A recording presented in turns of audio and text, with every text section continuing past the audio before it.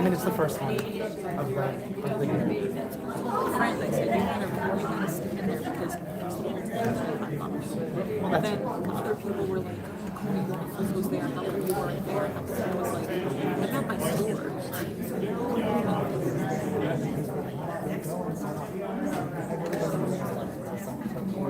Because somebody asked me, and then I think making that comment, probably thinking, and then somebody else said, oh, there's crumb cake and stuff. She was selling crumb cake, Jeanette sells crumb cake. I was like, these aren't people. Do you know what I mean? And I'm in my store, so. My mom went later to the concert. I mean, I heard people wanted to better stuff. That's what they want to like. That's not instead. I'm like, John, will we still do it, you think, on Main Street? Say today. she cut down price to do the streets because they don't have to take it. So from 6 a.m. until 12 the festival starts. Yeah, you can arrange it the next day. That would be fine. So either it's going to be the 9th or the next. Father told me to pick a popcorn ready for him. Which I think you should still do the mass on Saturday. Regardless, and we'll do the procession and then we just have the festival the next day. And we can, if we don't have somebody to stay with us. John, you ready? Adequate notice of this meeting has been provided to the Co-Star, the official newspaper of the Borough of Belmar, and the Asbury Park Fest on January 3rd, 2023. A notice of this meeting was posted on the bulletin board of the municipal building. Take roll call. Councilwoman Donovan? Mayor Buckafusco? Here. Councilman Rondinero? Here. Councilman Levis? Here. And Councilman McKinney is absent. Okay, please stand for the Pledge of Allegiance. Pledge allegiance to the flag of the United States of America and to the republic for which it stands, one nation, under God, indivisible, with liberty and justice for all. Please remain standing for our first responders and those in our military. And we have a recently deceased resident. In a moment of silence for Joyce Rizzatello, graduate of Belmar Elementary School and Manasquan High School, who worked for 25 years for the municipalities of Belmar and Walney. I'm going to add to, we should keep in our prayers the 2 firefighters and their families who lost their lives in Newark fighting the cargo fire a couple of days ago. Thank you.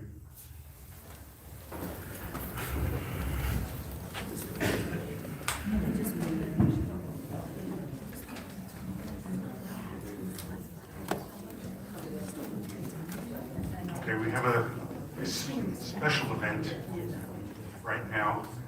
2 of our law enforcement employees are going to be honored by the VFW organization from Manasquan. So come on up and we'll take it from there.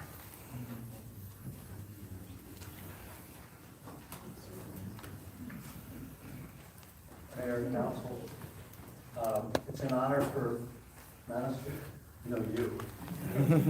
It's an honor for Manasquan VFW Post 1838 to be here to honor 2 of your stalwarts.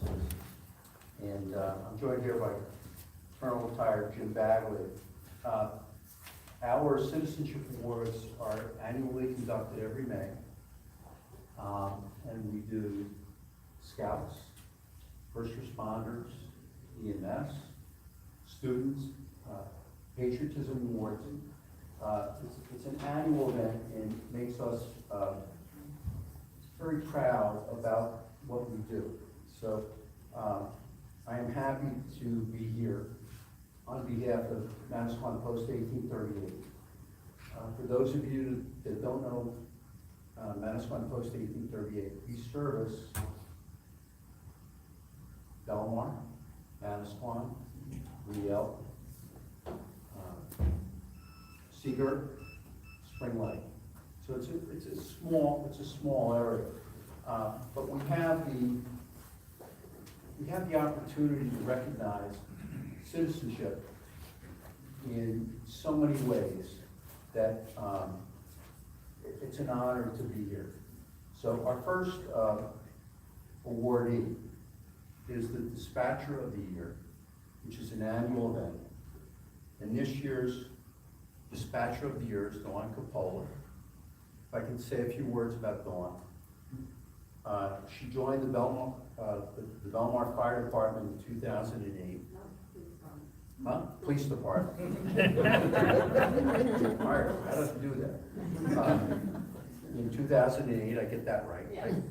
Was a graduate of Brick High School, Ocean County College, Police Academy in 2011,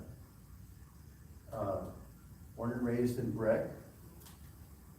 Oversaw a major transition here in Belmar from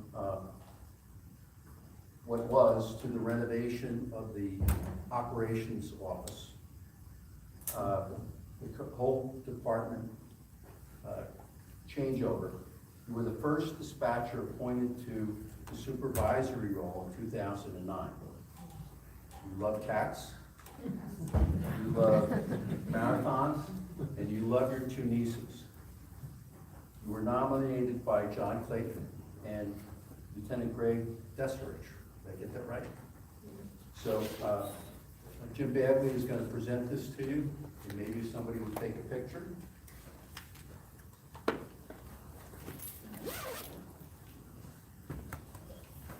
Dawn, on behalf of the VFW of Manasquan, Belmar, Spring Lakes, and points around this area, I would like to thank you for all you do for your community.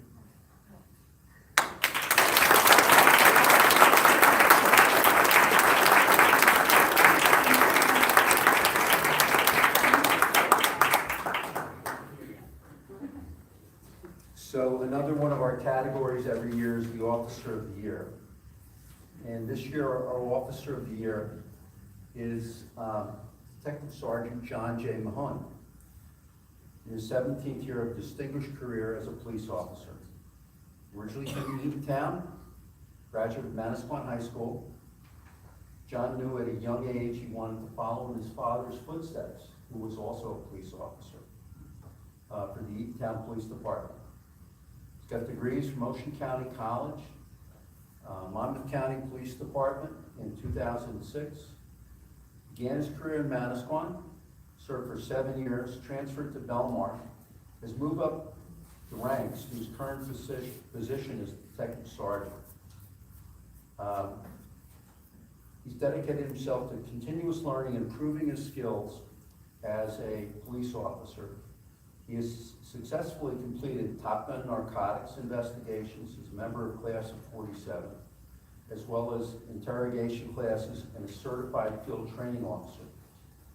John was honored by the 200 Club of Monmouth County for his outstanding performance in 2016 in the investigation of the disappearance of Sarah Stern. Of all his accomplishments, John takes the most pride in the victims he's been able to help. Over his 17-year career, John found great joy in participating in charitable endeavors within the police community. Annual torch runs, Special Olympics, distributing toys, annual Sons Friends of the Shillelagh, raising funds for ALS, and riding the police unity tour.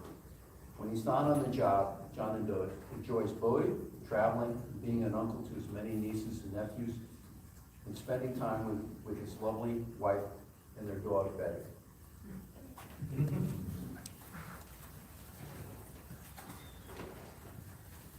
John, on behalf of the VFW from Manasquan and the surrounding area, would like to thank you for everything you do for your community, and continue that great work. Thank you.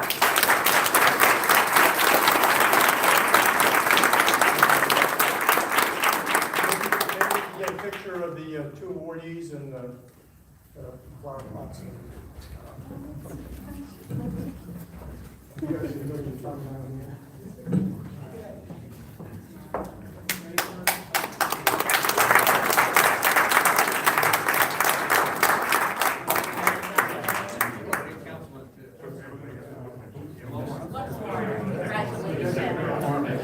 Everybody else here?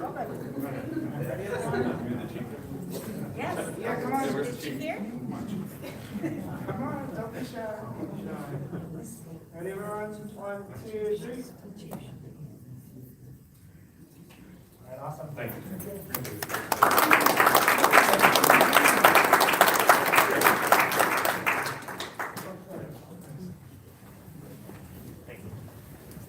Congratulations. Thank you. Congratulations. Thank you.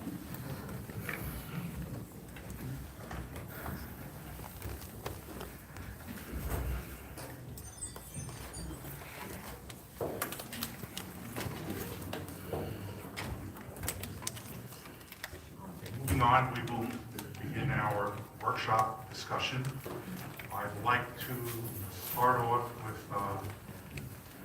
Business Administrator Kane giving us an update, or just letting us know what happened this past, actually before the weekend, in terms of the boat issue that we had at the Marina. He has all the details. Okay, I'll give you the quick version, not to keep everyone. But approximately on June 21st, we had a boat arrive at the fuel dock that was noticed by Marina staff. We went to the boat, find out about the boat. There was nobody on the boat. That happened throughout the rest of the day. The next morning, went back to the boat, found a gentleman and 2 kids on the boat. They were transient, coming from somewhere south, heading to Massachusetts. Said there was rough weather, ducked into the marina. Personnel said they could not stay there. They put him in one of the dock and dine slips, one of the transient slips. He started to, he paid for one night, paid for fuel, paid for one night, and then said, he had to get the kids back to Massachusetts. Billy, correct me if I'm wrong on any of this, but we've talked about it so much, I think I have. Took the kids back to Massachusetts, trying to get money from them. It was an issue. It progressed to Billy and I had a conversation on Friday. He said, listen, the guy's having trouble with money. It's becoming an issue. Let's get him out. So the idea was to just have him move the boat. We'd figure out the payment at a later date. That conversation was on Friday. Monday, July 3rd. They got a hold of the guy and said, listen, your boat has to be out by Wednesday. We'll figure out the money part of it, but it needs to go by Wednesday, July 5th. Tuesday being the holiday, 4th of July, 5:30 in the morning on Wednesday, July 5th, the boat was sunk and wedged under the dock, for those who saw it. So we had to find a company because obviously everybody was notified, County Hazmat, Monmouth County Sheriff's Office, the State Police, the Coast Guard, everybody was there and said the boat has to be removed. We found a salvage company that was available to come out on Saturday, and they came out in talking to the gentlemen that were working on the job. They said they've done about 500 of them in the past, and this was the worst one they've seen. The boat sank, rolled, and through the tide cycles got wedged under the dock. And then as the tide cycles came out, it just compressed into the sand, into the mud. They had to figure out how to roll it, push it away, roll it, lift it, and then float it. And then they floated it, put it on L Street Beach, and then the insurance adjusters were all there. Our joint insurance fund researched it, environmental joint insurance fund, put a claim in, we put it to the beach, and then they cleared, the insurance company, Hazmat, and everyone cleared it yesterday and this morning, and then at 9 o'clock, they started dismantling the boat, and by 11 o'clock, the boat was completely removed off the beach. And I can't say enough for Jason and James down at the Marina, and Billy and everybody at DPW, police department, everybody that was involved. I mean, there was a lot of people involved from Saturday all the way through today, and you guys did an outstanding job, so I just want to say thank you. The plan is tomorrow, so L Street Beach was closed. The plan is tomorrow morning, low tide is at 9:30, we believe. They're gonna go back, hit the beach one more time, and then as the tide comes back in, we'll reopen the beach. So, again, thanks, Billy. Thank you to everyone. Appreciate it. Okay, thank you. Can I ask a question? Was the boat scuttled? Was it scuttled? Help me Was with it the sinking an accident, or was it a man-made accident? that. We don't know that. The insurance company is investigating that. Are they investigating into whether, the police investigating into the scuttling, or what? Yeah, they're looking into everything. It's everyone from Belmar PD all the way up to the Coast Guard, That's so. kind of an important part of the story. Right now, we're in the emergency workshop. Yes, I realize that. And I just figured I'd give him a quick opportunity. No, I understand that. An exception, and we, yeah, we're gonna go on without any further questions. Thank you. Okay, next area we're going to talk about amongst ourselves is the update about our Verizon situation. And I think Councilwoman Donovan is going to bring us up to date on a few things. So to start, I know there was an article in the Asbury Park Press that people are very concerned about, so I wanted to address it up front, that there are no plans to build towers on the west side of Ocean Avenue. I saw the comments as well, and we reached out to our attorney, who said he was taken out of context and was referring to the presentation that Verizon made in August of 2020 to the council, where they discussed different options, east side, west side, staggering. But as I said before, we do not have plans to make that switch. As far as an update as to where that goes, I know Councilman Montanaro will update a little bit about our meeting with the Historical Society. But as far as where it goes with the county has continued to tell us that they are very supportive and that they are behind us. But I will say that at this point, while they continue to say that, they tend to disappear when we ask them very specific questions about whether or not they've signed a permit.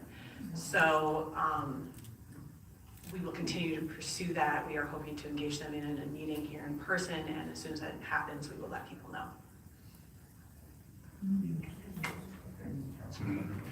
Councilwoman Rondanaro. Thank you, Mayor and Council. A company called Tri-Leaf, it was contracted by Verizon to weed out some historical issues, and the Belmar Historical Society received a letter requesting whether there was any historical effects that towers might have within the viewshed of a historical building, site, district, structure, object. It's significant in American history.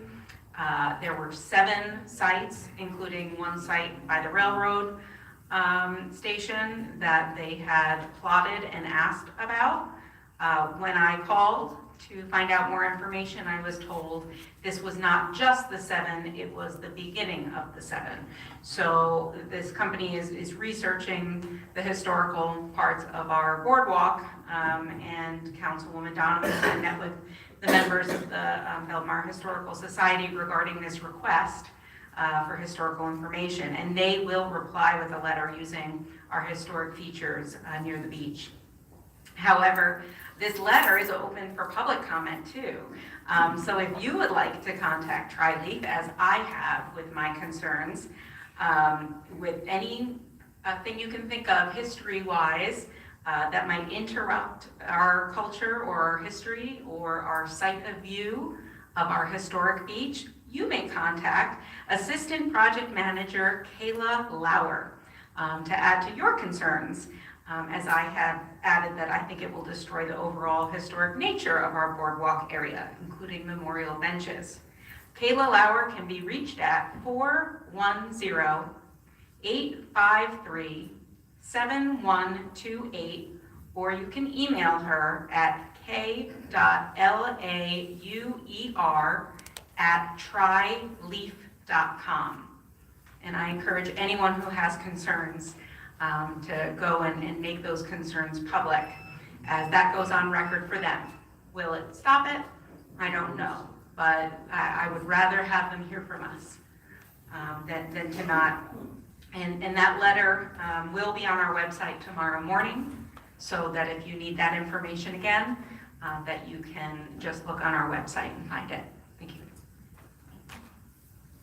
Just as a reminder, those documents are in the E-code, E360 area, and there's a separate designation that says Verizon, and that's where we have all of the relevant documents that we have posted. So it'll be there tomorrow. Any other comments regarding Verizon? Okay. I'm going to briefly speak about what I'm working on in terms of the Silver Lake geese control issue. I'm working on a request for proposal to have a company come out and using, border collies, chase the geese away and keep them away. It's generally, as far as I can read, it's generally almost like a two-part process. They get rid of the geese in terms of just scaring them away. There's no euthanasia involved in any of this. Dogs don't touch the geese, but they scare them away repeatedly until they're satisfied that they're not coming back. And then there's a maintenance piece, either a regular maintenance, or if we want to just call them, if we start seeing geese come back, we can do that too. So I'm trying to draft something that will make sense, so that we can have vendors respond and tell us how much they would charge us for that. We're going to be working with Mr. McGill to make sure we get all the wording correct. So I'm hoping to get that done definitely before the next meeting. Any questions on geese control? That's all I have for the work session. Is there any other comments? The Environmental Commission has been in contact with the borough regarding the health of Silver Lake. We've been alerted there is an algae bloom in Silver Lake, which is not particularly uncommon for lakes around here this time of year, but we do want to caution everyone to exercise common sense. Please don't drink the water. Please don't let your pets in the water, and a reminder that Silver Lake is catch and release. So we will be following up. The lake today was tested by Lake Management Sciences, and we will follow up with treatment and alerts if that's necessary. DPW is aware and following. We would like to thank everyone involved, Colleen Sullivan, Drew Fromkin, and the Environmental Commission. Thank you. If there's nothing else, we'll move on to petitions. Something else, if that's okay. I wanted to also thank DPW for putting up the high school graduate banners and the flag banners this week. I also want to apologize to those who expressed their disappointment that the light poles looked bare during the 4th of July weekend. I was told yesterday that there weren't enough American flag banners that were in good repair to put them up alone, and that we were still waiting on the high school banners to come in. So there was some miscommunication there. I really do apologize. More American flag banners are being ordered, and now that we've been through this once, it won't happen next year. We'll be ahead of the game. So I'm sorry for those who were upset. Thank you to Kimberly Check, who designed the high school banners, and the borough for allowing our seniors to be showcased this summer. It means the world to those families. We're hoping to set up a Hometown Heroes Veterans Banner program for the fall, so please stay tuned for that. Okay, thank you.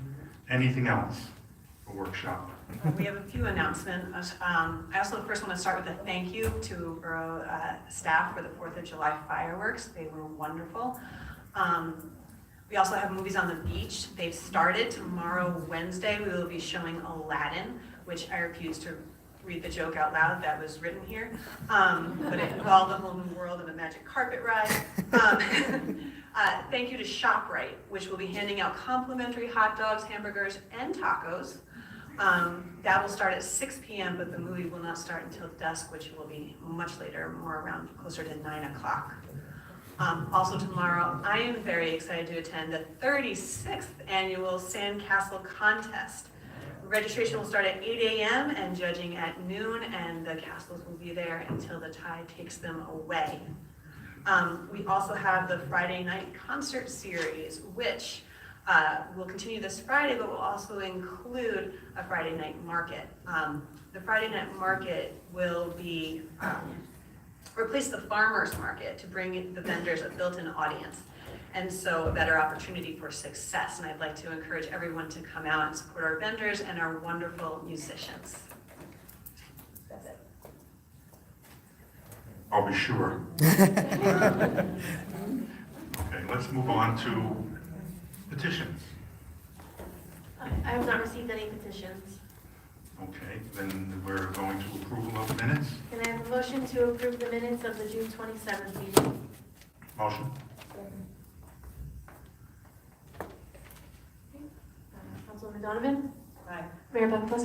Yes. Councilwoman Montanaro? Yes. Councilman Levin? Yes. Okay, reports of council. Councilwoman Donovan, any reports? No. Okay. I had some reports, but they said everything I was going to say. So that's a way of me not speaking. Councilwoman Montanaro? The Belmar Housing Authority had their meeting last week. The scaffolding was finished around the Belmar Housing Authority building. The work was done by Superior Scaffolding, so now there isn't that danger of a brick falling on someone. The new transfer switch was installed in the elevator, so when the power does go out, the elevator can be in service through the generator. The Belmar Housing Authority will be putting out a bid for the metal channels to support the brick facade, which is awaiting specs from the engineer. Sean Keane sent a letter of endorsement to HUD, along with a follow-up from Congressman Smith's office to continue advocacy for emergency funding for this building. The facade really needs to be fixed now. They're not going to wait for that emergency funding to come in. They need to start getting those channels put in now, and just pray that we're going to get the funding to help us once that comes in. The library. The public library is proud to present a living history presentation, Lincoln and Grant's Friendship, featuring historian and actor Kenneth Cephas, presenting in character as U.S. Army General Ulysses S. Grant. That's Saturday, August 5th at 10 a.m. at the library. Please register online at belmarlibrary.org. The library will be holding its first summer field day on the library lawn on Saturday, August 12th at 11:30 to 1:30, featuring a family fun-filled set of literary-themed activities, including sack races, cornhole, pogo balls, ring toss, water balloons, and more. Registration is required and can be done on our website, ideal for family members aged 5 and up. The next summer concert is Tuesday, July 25th at 6 p.m., featuring Tommy B and the Deep Blue Sea. Bring a lawn chair and your love of cool, funky blues and jazz and rock music. And working from home but need to get out of the house? With free Wi-Fi, print, copy, fax capabilities, and powered workstations, the library's lower-level Tarzan Media Room is your place to get things done. I should go on radio. Use the spacious workstation to spread out, plug in your devices, and expand the laptop screen space with expansion monitors to work more easily and efficiently, and call the library for more details to confirm availability. So really, the library is very accessible, and they'd love you to come in. They want you to be a part of their wonderful new program, so please go to their website to find out more information. And I believe that is it for me. Okay, thank you. Councilman Levis. Thank you, Mayor. I just want to reiterate, big attaboy to DPW, Jason and James for getting that vote off. It's not something that you guys are tasked with doing every day, so I appreciate the creativity. And I also want to thank Mike, I didn't get his last name, from Thomas Construction, who volunteered some of his equipment and some of his guys to help get that thing off the beach. I know it's a lot of residents were concerned about, whether the Friends of Belmar Harbor Camp would be able to operate on the L Street Beach. And it's really good that you guys were able to, put your heads together and get that thing off so that those kids can enjoy their week at camp. So thank you very much.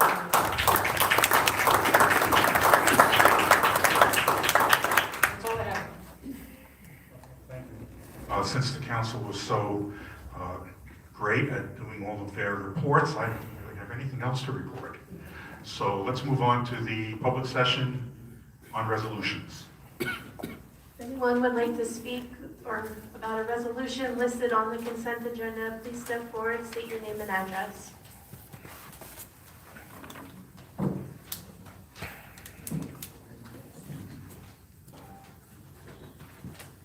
Mr. Creamer. Eugene Creamer, 4th Avenue. How about that? No. Then they can hear you on the recording. That's good. Okay, Eugene Creamer, 4th Avenue. I had a comment about this, let's see what the number is here. I guess it's an application for a Monmouth County grant, open space grant.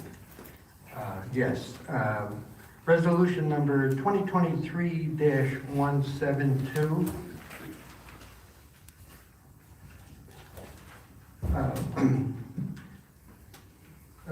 The fourth whereas, usually whereas means a recital of facts. So it would be number 4. Whereas the Borough of Belmar is the owner of and controls the project site. That's incorrect. Yes, the borough does own block 137, lot 2, but we have limited control over the site itself. I would just change the wording there, is that the borough does have limited control, but the site itself is a encapsulated hazardous waste site. And actually anything that we do there certainly has to go first through the responsible party, and that would be Jersey Central Power and Light Company. And they may have to get approval from the Jersey Department of Environmental Protection. Okay, well, I'm going to defer that to our Gene, Borough I'm gonna Council. have to disagree with you on that one, because we do exercise control over that property. Maybe not total control, but we certainly do exercise control over it, so, I think it's proper. If you think just the word control, we're talking about development here. In other words, anything that would be, that the county grant would include would be development or improvements made to the site. This has been historically, the town has had and signed agreement with Jersey Central Power and Light Company, I guess going back to about 1970. And actually, the last time, it was only a couple of years ago, that the basketball courts were resurfaced. That work was paid for by Jersey Central Power and Light Company. Now to go to Monmouth County looking for money to make improvements to a hazardous waste site, I think we're actually barking up the wrong tree here. Why not go to Jersey Central Power and Light Company? They are the responsible party here. Well, Gene, I'd have to go back to the agreement to look at those issues, but the issue that you brought up was whether or not we exercise any control over that parcel, and we do. Yes, So, police power. But, yeah, and development powers, and we're in an agreement, which I've read, but don't have it in the front of my mind here, so we do exercise considerable control. So when we're just talking about whether or not the wording of the resolution is correct, I think that it is. I don't think it's going to offend anybody, and I don't think it's inaccurate. Well, that's fine. If you're not going to do it, I'll contact Monmouth County directly and inform them. And do what? Ask them to change the resolution? No. That's what you brought up. No, I think, I just think we should be transparent here, that we don't have full enjoyment of the property. We can't go and penetrate or make any changes to the asphalt cap that's on the hazardous waste. Sure, we can't violate that agreement. That's what you're saying. Correct. Okay. Well, I'll take a look at the agreement, make sure that we don't. Fine. But why not just go back to the same well that the borough has used before? In other words, Okay, why? wait, hang on a minute, Gene, I got pulled into this conversation about wording of the resolution, okay? So I wasn't involved, directly into what this project entails, so maybe I beg off at this point. Okay, fine. And if you want, I may actually have some of the historical data that goes back to the agreements that the borough has signed with Jersey Central Power and Light regarding this project. I've read them as well. I can't say that I'm familiar with them as I sit here, but I did read them maybe 6 months ago. So, I've been there too. Okay. Thank you. No further comment. Anyone else would like to make a comment? Please step up to the mic. All right, can I have a motion to close the public session? Motion? All in favor? Aye. Aye. Okay, so before we get into the resolutions, prior to this meeting, we had the public hearing for the open space grant application for resolution 2023-172. The project, since the agenda was published on our website, the project has been amended to include the addition of pickleball courts, which changed the dollar amounts listed in the resolution. So the requested grant amount is now $246,611.75 due to the total cost of the project being $493,223.50. So if we could have a motion to amend that resolution. I'll make a motion. Second? Okay, Councilman Donovan, Yes. Mayor Michael, Yes. Councilman Rondonero, Yes. and Councilman Levis. Yes. Okay, now can I have a motion to approve the resolutions as listed on the consent agenda? Second. Councilwoman Donovan, Yes. Mayor Buckafusco, Yes. Councilman Rondonero, Yes. Councilman Levis. Yes. Next is ordinances. We have first reading and introduction of ordinance 2023-11. This is an ordinance amending Chapter 4, establishing rules regulating third-party payroll disbursement. We have a motion to offer for first reading and introduction. I'll make the motion. Second? Councilwoman Donovan, Yes. Mayor Buckafusco, Yes. Councilman Rondonero, Yes. Councilman Levis. Yes. Next is ordinance 2023-12, an ordinance amending Chapter 26 to revise the property maintenance code. We have a motion to offer for first reading or an introduction. Second? Councilman Donovan, Yes. Mayor Buckafusco, Yes. Councilman Rondonero, Yes. Councilman Levin. Yes. And last one is ordinance 2023-13. It's an ordinance amending Chapter 19 traffic to designate certain intersections as multi-way stop intersections. We have a motion to offer for first reading and introduction. A motion? Second. Councilman Donovan, Yes. Mayor Buckafusco, Yes. Councilman Rondonero, Yes. Councilman Levis. Yes. So now we're on to public session. If anyone from the public would like to speak, please remember to state your name and address before speaking. Thank you. This is on any subject now? Yes.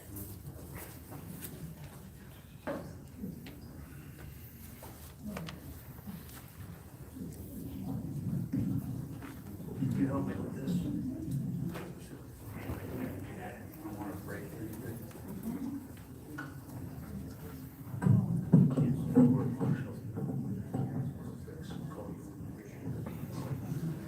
Joe McAvoy, 700 Main Street. This is going to be uncomfortable, but it won't be as uncomfortable as the last 3 council meetings.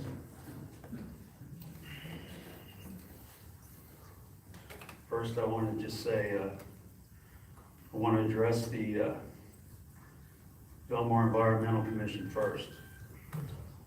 They started out the meeting 2 meetings ago with a really weak presentation. We did a lot of research for them. And we told them that Harvard completed a study just a few years ago that linked air pollution to autism. when I apologized to Councilman Brennan for not doing my due diligence. I did it, and I told him you can drive a Toyota Camry coast to coast and emit less particulates than if you ran a backpack blower for an hour. But with the far left, there's never any compromise. You had somebody actually say the words, "This is how they're doing it in California." California's a failed state. That was a bad way to start off that meeting. Now, I'm not a Trump fan, but he got indicted that week, then you start off the meeting that way, then the pride flag goes up. We're gonna talk about that too. And all these things, and they just wanted to come in and scorch a Democrat. And I understand, Mayor, where they were coming from. And, you know, a lot of them were out of line, but you didn't handle yourself so good either. For the four lefties on the Belmar Environmental Commission who compiled that weak brief, I'd like to say, please don't ever use the phrase, "This is what they're doing in California," to try to sway Belmartians' opinions. California's a failure on so many levels, and now their ridiculously hypocritical governor wants to run to lead our nation with his mass formation zombies backing it. California's green energy agenda leadership is going full speed down a dead-end road, and it has been an absolute environmental disaster for that state and the nation, and in many parts of the world. It was never designed to be a transition. If somebody just came up with a particulate filter for the backpack blowers and a muffler to muffle them down, another 20 decibels to meet the electric blowers, there's a compromise. But nobody ever wants to compromise. It's always 10% on the far left and 10% on the far right. And the 80% of us accordion to the middle are getting sick of it. And Belmar's a microcosm of what's going on in the nation. It was designed to be a cash grab by the global elites to further their agenda of control and conquest through the World Economic Forum. Klaus Schwab, there's a name you should Google, Mayor. Look him up. He's a psychotic. He created and he runs the World Economic Forum, and he controls our government. They're all complicit, they're all compromised, and many are corrupt, including California's Governor Gavin Newsom, as well as ours. And they were both guests of the global elites at last month's G7 summit. Actually, it was 2 months ago, I apologize. It's July now. It was May 18th and 19th. Stop worshiping the false prophets in the world and the false prophets in Belmar. Listen to the 80% of the residents on the in-between and not the egocentric, misogynistic, control freak alpha males on the far right and the far left, 10% in town, who control the narrative from their private clubs and homes on Inlet Terrace and Ocean Avenue, where they host fundraisers for Senator Booker, where they rarely keep up with the goings-on in local politics until it's a not in my backyard issue, like we have with the Porta-Johns now and the proposed Verizon beachfront towers. They all come running in with limited information. I still have people that ask me, why can't we put the towers on Main Street? I still get asked those questions, and it's a shame that people are uninformed, but you know, I'm patient with them. I'm patient with them. I use them as an asset. And when they, you know, even if they disagree with me, I don't blast them like you did in Mr. Lonergan. Now, Mr. Lonergan was an asset.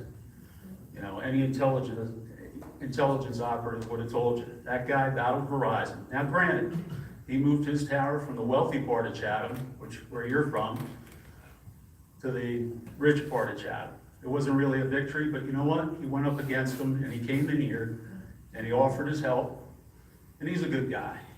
And he let me out in wall-to-wall traffic on Main Street one day. And he's not a bad guy, just because he's on the other side of the aisle from you, Mayor. That was an asset you could have, right then and there. Give me your number, I'll give you a call, we'll sit down and we'll talk. But you told him to sit down. Belmar is a microcosm of what goes on nationally. If you think my opinion of how you handle things is tough, let me tell you, most of the folks I've spoken to residents and business owners, and they're gonna speak tonight. It's good I'm going first because I'm saving you a lot of heartache, trust me. Republicans, Democrats, and independents like myself now, they think you're crooked. I know you're not. I know you're a good man, you're an intelligent man. But I also know you're not humble and apologetic over bringing this type of divisiveness to this town. Now, you did a great job the first 100 days, the town's clean, you're all doing a great job, you're all good people, and I know you're trying hard.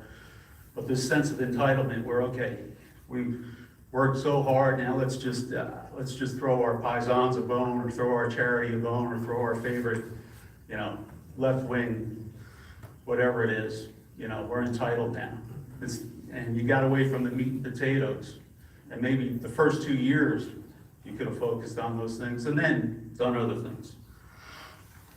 When we have parents from out of town that know nothing about the history of what Matt Doherty put us through, wanting to shout down residents like Claire Hayner, I have an issue with that. When Mr. Kramer's trying to talk to the attorney, because that's the only night he's gonna be here, that attorney for Verizon, and the parents are hemming and hawing, when's it our turn? And this man saved us so much heartache over the years with lawyers and with dealing with crap.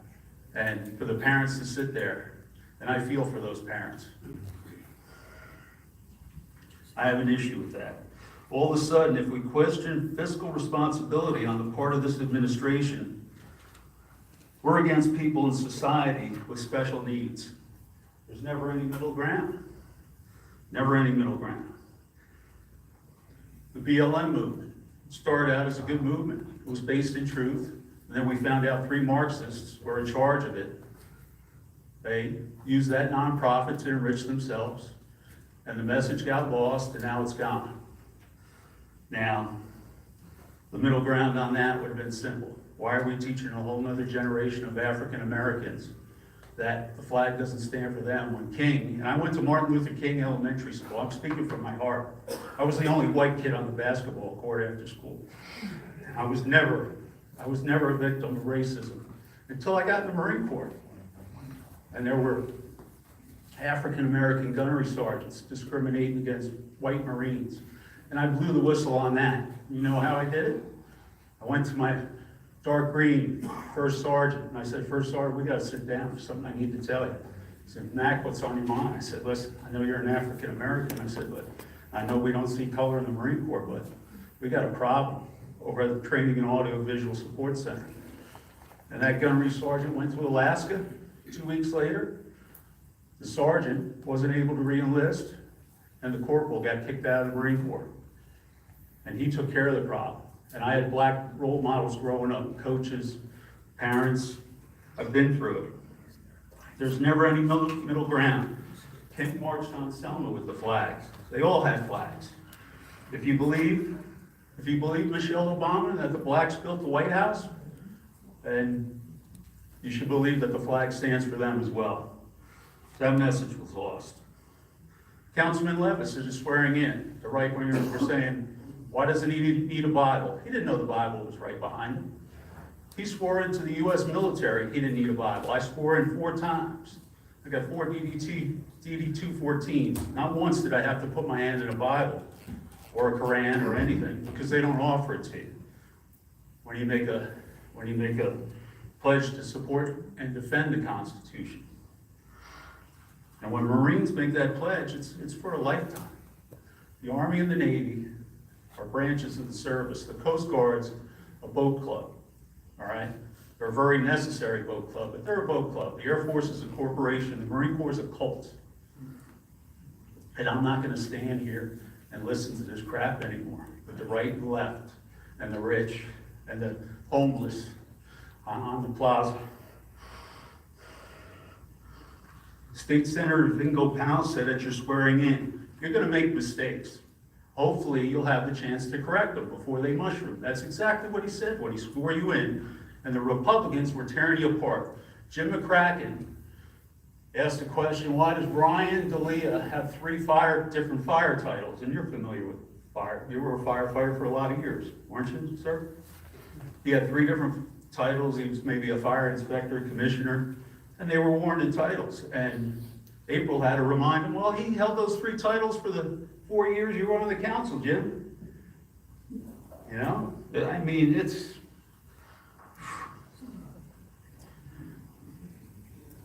you had a chance to correct the mistake.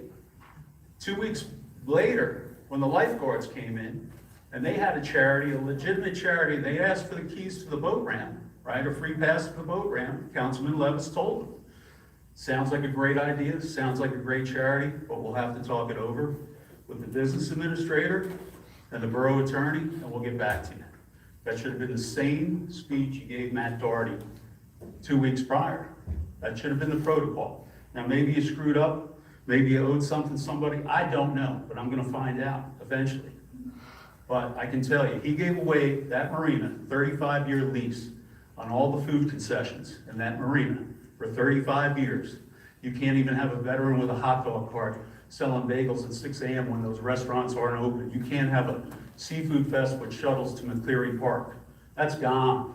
You should look into that and see if you can find a clause in that like you found a clause in Verizon. And I commend you for that, Mayor. I know you were the one, and you don't talk yourself up enough in the beginning. You found the mistake in the contract, correct? Okay. Okay, no comments. He found a mistake in the contract. And I'm sure you looked it over too, George, but you're a lawyer, and you found it, and that was a great thing you did for the town. I'm not here, you know, that was a good thing you did, but either that deal was decided ahead of time, or it was a mistake that you could have corrected with a simple apology to the residents and a no vote. And I've lost friends over supporting you. I've lost friends over supporting the 3 of you. And it doesn't matter to me. It really doesn't matter, because it's God, country, court. Friends and family are way down the line. All right? They come and go. A lot of them are dead. A lot of the veterans I speak for, and Councilman Kraken said, why don't you bring them in here? Because they're afraid. And I told them that. Their kids work in town. Their families own business in town. They're afraid. Some of them have 3, 6, and 9 combat tours. And those double doors back there, only one of them opens. Most of them couldn't get their balls in this room to address you. And that's why I come up here. And I try to be humble, and I try to state the facts. This town needs to heal. This town needs to get away from the bipartisan chasm that's killing this nation, that's killing this town. Don't worry about Trump and Biden. Just get the meat and potatoes done.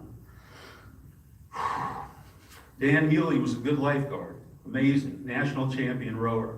It's a shame you couldn't give him something for nothing. I hope he did. Dan Healy had the class to sit back there until the public session was open, was closed until he got up and left with his lifeguards.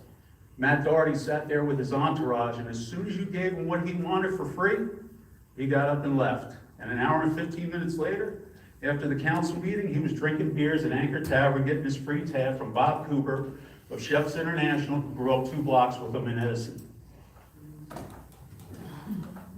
You want me to talk about Taylor Pavilion? We're gonna get there.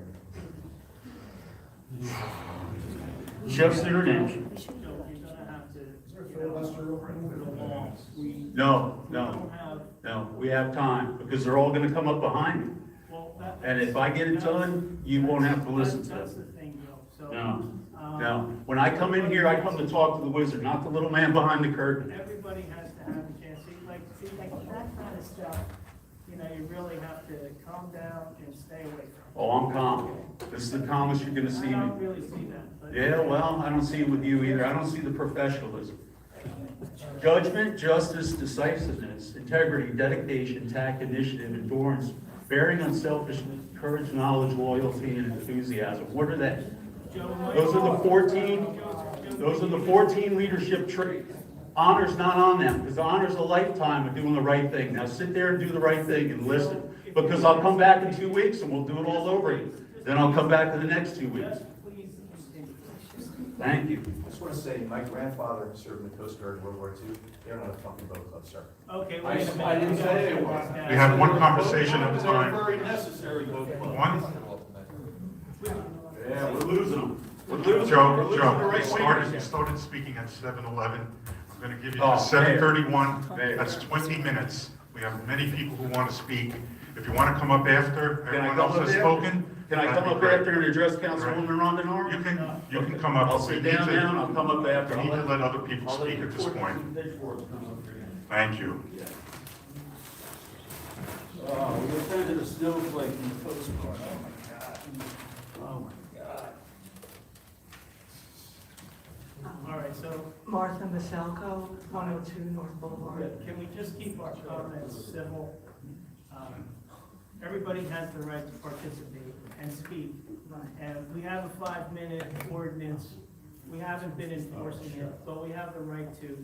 But just let's keep our comments civil and not abusive and respectful. So we don't have any incidents, and we all can move along, and we all can listen to each other. And that's what the public session's about, and that's what we should do. We shouldn't have such rancor. Thank you. Yeah, thank you. Well, good evening, Mayor and Council. I stand before you tonight representing a group of concerned citizens who deeply care about our community, and some of them are here with me today. And we would like to bring to your attention 2 matters of significance: the completion of the walkway and the installation of a fountain, both on the Belmar side of Lake Como. We kindly request the town's support in fulfilling the promised completion of these 2 tasks.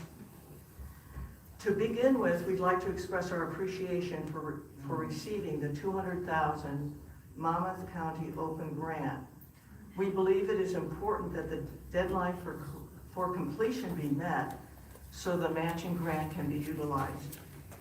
Last year, we faced a challenge with the proliferation of algae in the lake.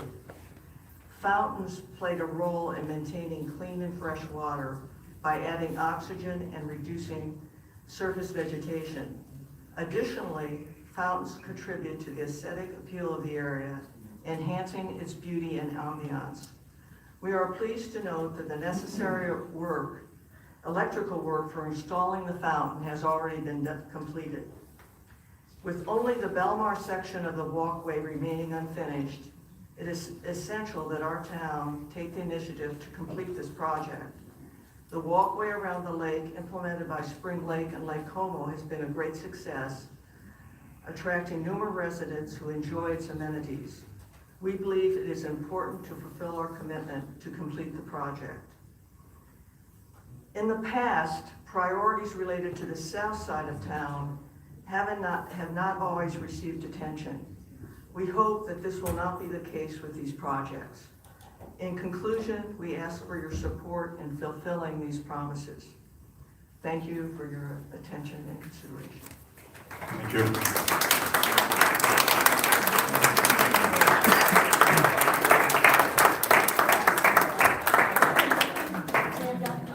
Mr. Kane has a comment to make.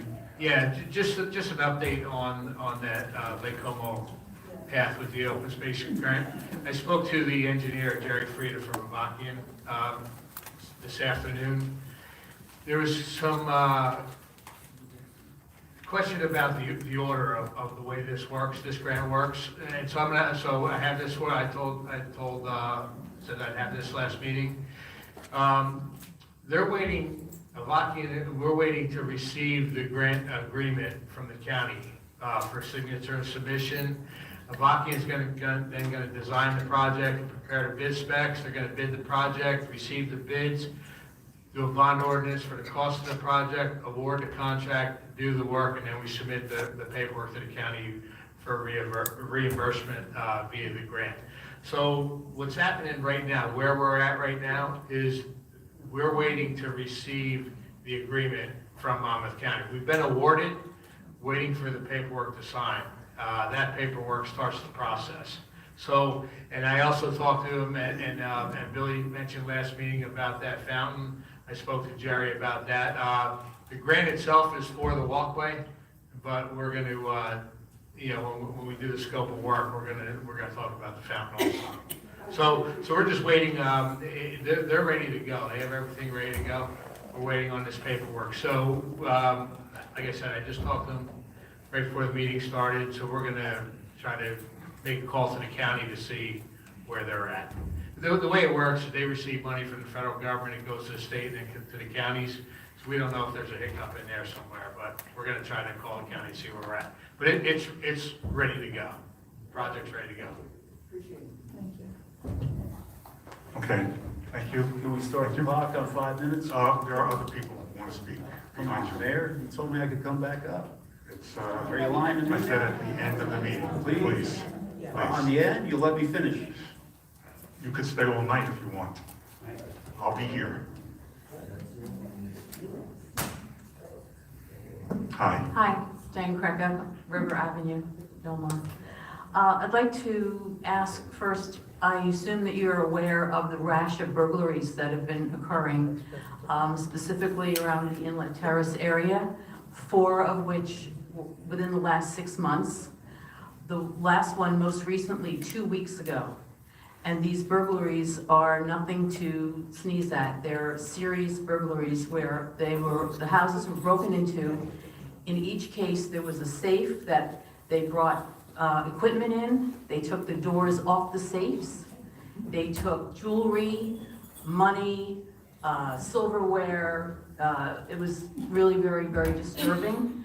And so as a concerned citizen that lives literally next door and behind 2 of the homes that were burglarized, you could well imagine that I'm now more nervous living in Belmar than I was when I lived in New York City for 30 years. So my question is, 1, what is being done to address this issue? And 2, why haven't the residents, at least around Inlet Terrace, been made more aware of what's happening? Because this is not just a question of lock your doors at night, because they've come into the garage, bathroom windows, basements, and it's really very scary. I think we need to speak with the chief. I think it would be helpful, perhaps if the residents met with someone from the police who could basically give them some insight as to how they could, protect their properties and what efforts they can make to, to keep things in such a way that you're not enhancing the area for burglars to get in. Were you aware other of than these? that, Were you aware of these? Personally, I was not aware. You were not aware, okay. Personally, no, I was not aware. Shouldn't we all be made aware, though? Should at least the Inlet Terrace area be made aware that these things are happening? Because I know that there's a little bit of a lackadaisical approach. Oh, it's Belmar, I don't have to lock them in. I don't know anything much about police strategy, police, but I wouldn't want to presume that we would always tell the public when things are happening, because they may be under investigation. And, if the police start discussing things in the public, it may hinder whatever investigation they have going on. So I wouldn't say that it obviously is good to know, and obviously if neighbors know that they have been, robbed, obviously that message could go out through the neighborhood. Yeah, it should, I would think, yeah. The neighbors. But, I think if the police feel that it's something that everyone needs to know about, then they will definitely make it known to the public. Did you want to add anything? Yeah, no, I was gonna say, we'll follow up with the police department, and we'll establish a meeting with the residents over there. That would be great. Yeah. Yeah, because I would love to know if you are any closer to finding out who did it, because it seems to be the same people, because it's a pattern, right? So if there's 4 and they've all been, burglarized exactly in the same way, with, the same equipment that they bring in to cut the safes open, clearly it's, a group of people that are doing it over and over again. Yeah, Right. so we'll find out, and we'll establish that meeting for you. Oh, that would be great. Thank you very much. Thank you. I'm wondering too if we could possibly consider, and after talking to the chief, maybe put a nixle out when there are robberies, as I was unaware of that as well, Mrs. Greco. Good evening. My name is Bernie Liss. I live at 1103 East Street between 11th and 12th Avenue. This might be related to ordinance 2023-13 regarding the directions of the streets. On the weekend of the July 4th weekend, I was walking my dog, crossing in the crosswalk on 11th Avenue and East Street. A vehicle is traveling the wrong way on East Street, blew through the intersection, and my dog and myself I had to pull my dog and myself and get onto the curb. And at the same time, another vehicle was traveling at a high rate of speed. So this is what I had. Cars parked on the right side of 11th are causing visual obstruction to vehicles at the stop sign on East Street. Good drivers need to inch out onto 11th to see if cars are coming, both northbound and southbound. Sometimes close calls occur even when the driver on East Street inches out, since drivers on 11th are going above the 25-mile-an-hour speed limit. Cars traveling northbound from the stop sign at 11th and D Street are exceeding the 25-mile-an-hour speed limit when they reach East Street. This also applies to vehicles coming off Main Street and traveling southbound on East Street. I have proposed a couple of solutions which can be discussed. I know there's possibly putting a permanent stop sign on 11th, both northbound and southbound. I know there's probably some issues with investigation and so on and so forth. Possibly putting up a three-way stop sign during seasonal times, which is similar to what the ordinance is. This was done on the higher numbered avenues during previous summer sessions.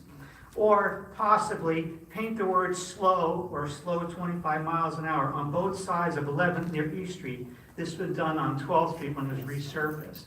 I can speak, there's issues, I sit on my porch, kids and adults are riding their bikes, not slowing down. I've seen numerous close calls. I've seen cars swerve, go to the curb. There's homes on the side. I just think it's an issue that 11th Avenue, there's a lot of stop signs on like 8th, 9th, 10th, 9th and 10th. I think there should be consideration as far as putting something on East Street and 11th to basically maybe save some lives in the future. So that's my comment for tonight. We've had similar issues in other areas, and we'll meet with the chief, and we'll take a walk, and we'll look at the whole situation, come up with a plan. Okay, very good. Okay? Thank you. Thanks.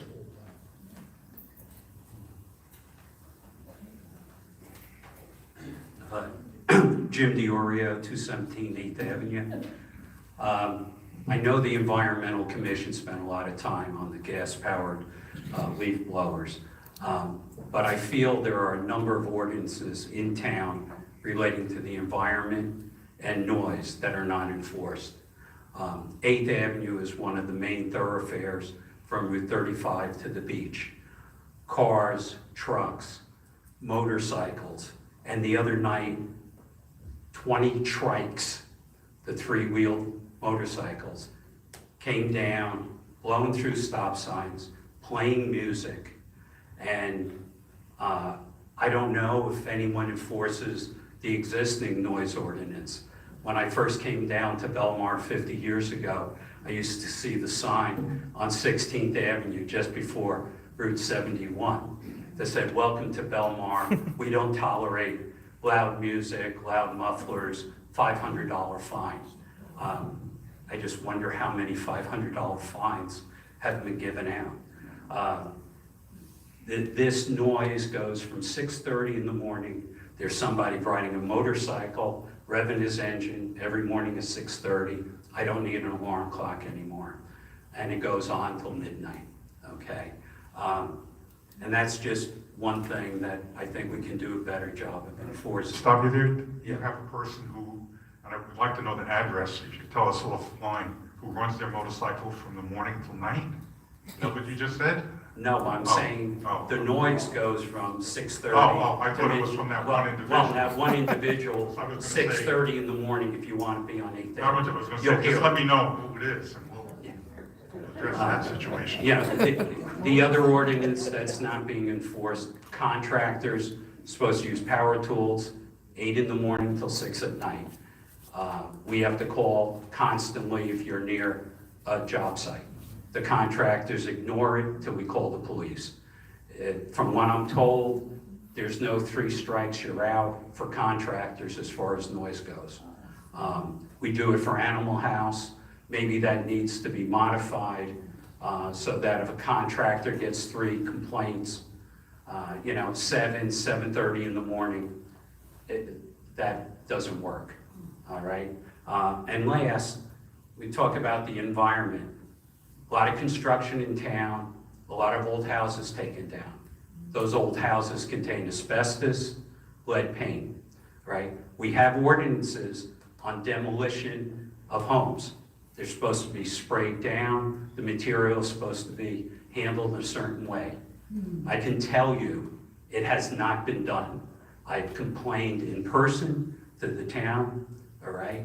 I have a copy of the ordinance on demolition of buildings, and the house next to me, stuff blew all over my property, and nothing was done. When code enforcement came out, after everything was demolished, the feedback I finally got was, everything's okay.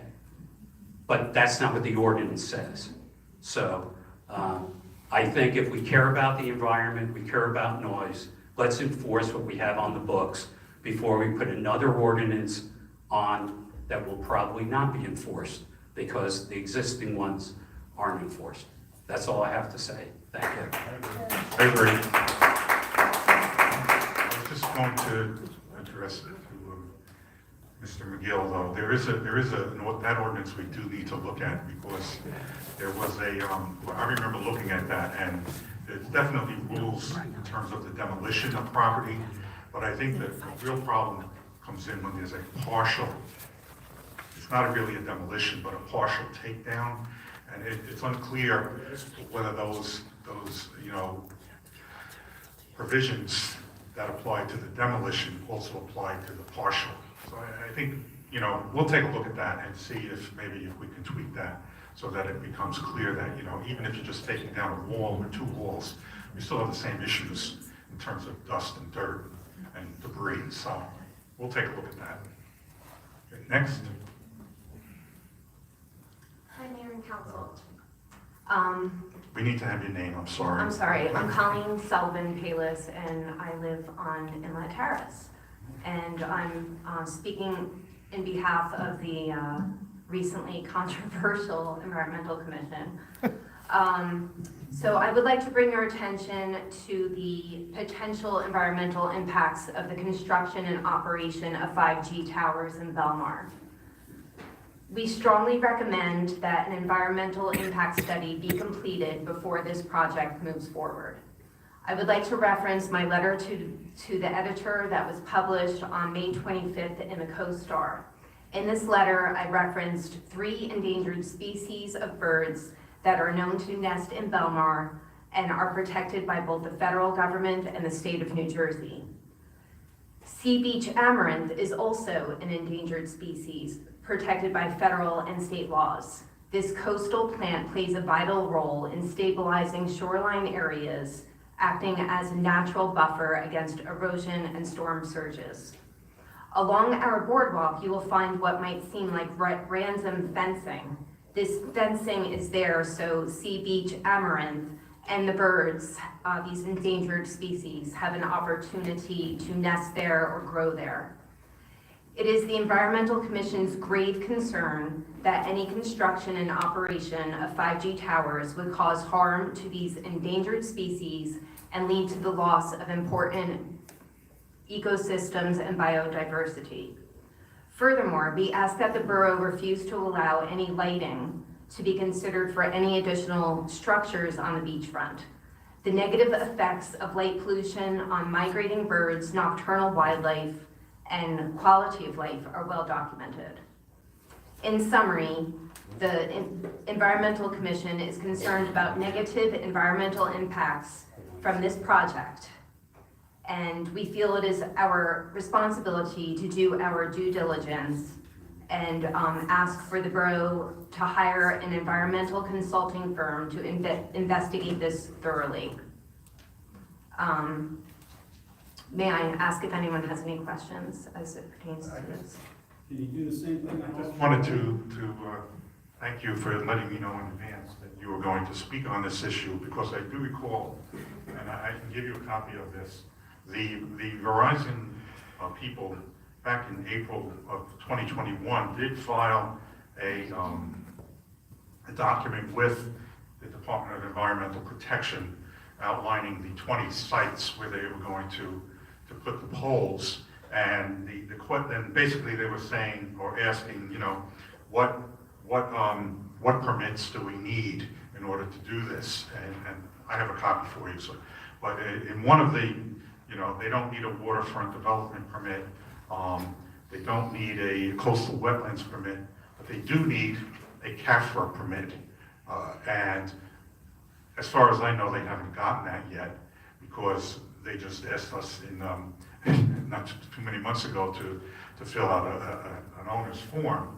And not knowing much about the CAFRA permit process, I just took a quick look, and not to go through the whole thing, but as part of the CAFRA review process, the person who's asking to have work done has to do an environmental impact statement, and that statement gets reviewed by the commissioner of the DEP, and it says here, they have to, I'm just going to read one part here. It says, they need to provide, pursuant to standards established by rule or regulation adopted pursuant to the Administrative Procedure Act, on-site public access to the waterfront and the adjacent shoreline, or off-site public access to the waterfront and adjacent shoreline, if on-site is not feasible, is determined by the department. It says nothing, shall affect any public access. But up further, it says basically that you cannot cause any interference with the natural functioning of plants, animal, fish, and human life processes at the site and the surrounding region. So I think, in terms of the environmental issue, I think that will be dealt with by the DEP in terms of them getting a CAFRA permit, which they need for each of those poles that they're going to put in. I have no other information on where that's at, but I think that type of analysis is going to be done by the Department of Environmental Protection. And I don't think we're in a position to run our own environmental process. The state is going to do that as part of their permitting process. So, I mean, we do have some recommendations on some local firms that we can at least talk to find and get perhaps a quote to see what this would look like. Because it is our opinion that as the coastal community living here, it is our responsibility to be good stewards of the environment.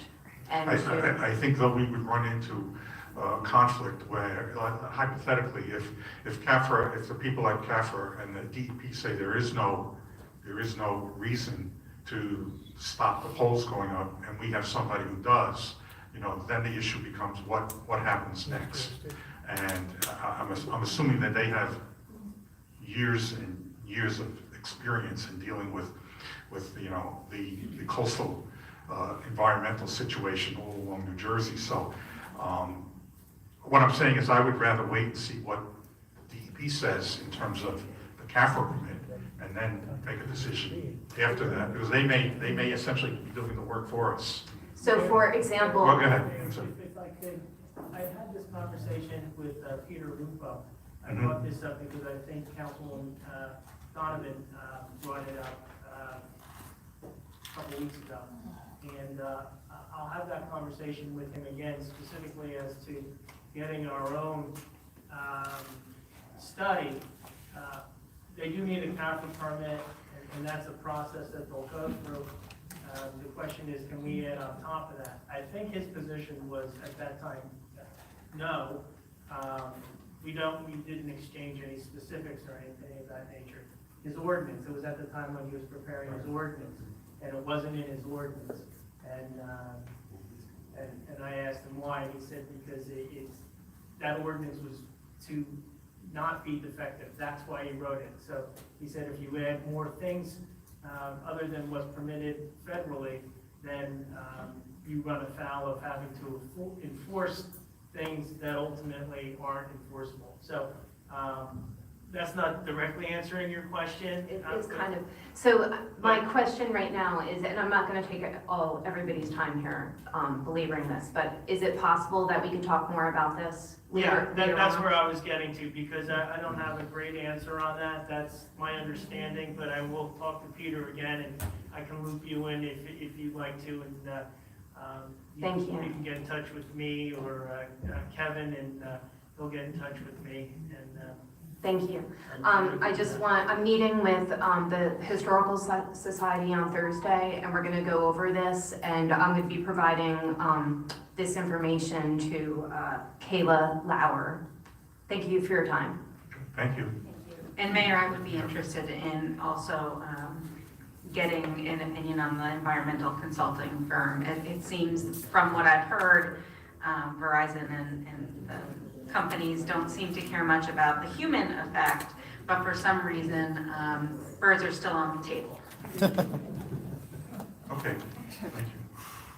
Anita Riley, First Avenue. Back to the vote.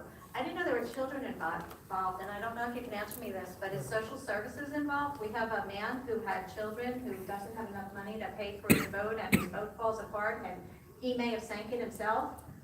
I think they're residents of Massachusetts, and I think they've gone back to Massachusetts, so they're not, that issue is not a New Jersey issue. But should somebody be notified? Because maybe they weren't even his kids. Like, it sounds like such a crazy story. Should we loop social services in somehow? I don't. I mean, I know the police, that would be part of the police, but don't you think, who knows where, what the real story is? If he, might have sunk his boat. I mean, if the boat was a piece of not nice. I mean, were they minor children? Does anybody know? I don't know. I believe they were young children. So there's young children out there that he has no money for, and he can't get a gas. Well, he allegedly has no money for His boat fell apart. He's not here. but Okay. somehow he got back to Massachusetts. I'll hold it up. Thank you. Good evening, Mayor, Council. Good evening. I thank you very much for following up on the south end of town with the grant, but I also think the fountain is very important. And I know it's not tied into the grant specifically, but it really should be looked at because we had to spend money cleaning up the algae of the lake last year. You're doing it with Silver Lake. So I don't want that to kind of just lay by the wayside. That, I know the walkway is in the grant, but the fountain and the movement of that water is very, very important as far as controlling, the algae of the lake. And you're doing that at Silver Lake. I think the same thing should be done at our portion of the lake on North Boulevard. And I think Spring Lake should be requested to put 2 fountains in to keep the movement. If we have that council that meets with Spring Lake, but they should pony up and put some fountains in on their end of the lake. Now, there's an issue you may not be aware of yet, but every year, some people come down, and they go to the beach on 20th, between 20th and North Boulevard.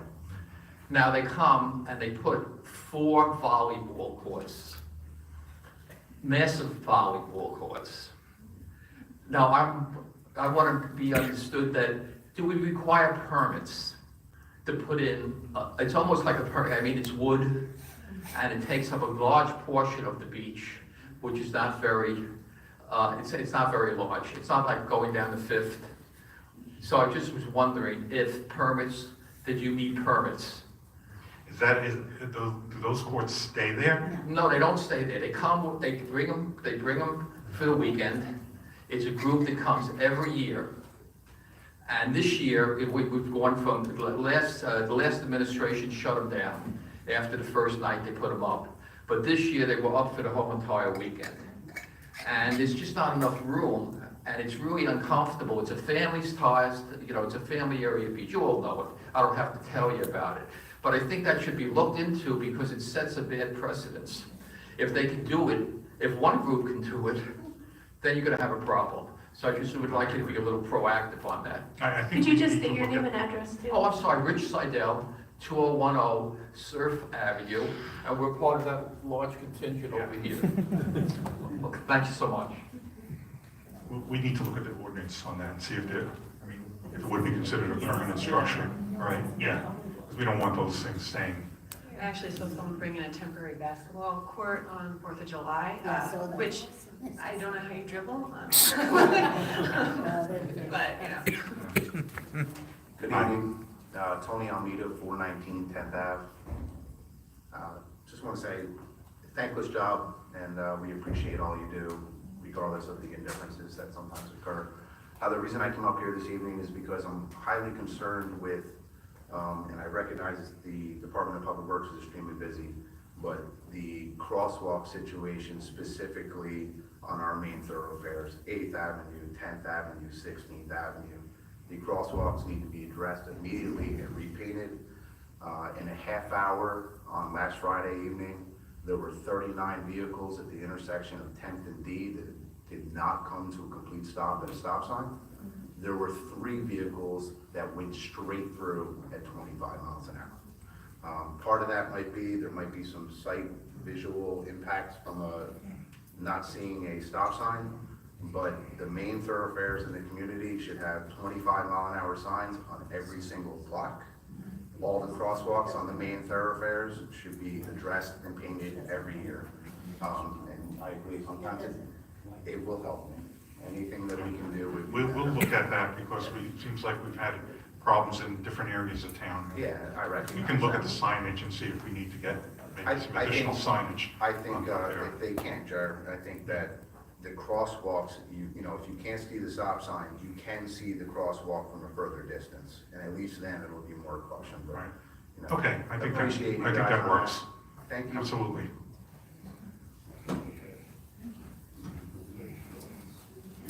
Hi, Randy Brazell, 11th Avenue. I concur. The stop sign on 11th and B, you can just watch people just drive right through that stop sign. It's really mostly in the summertime, obviously, but whatever.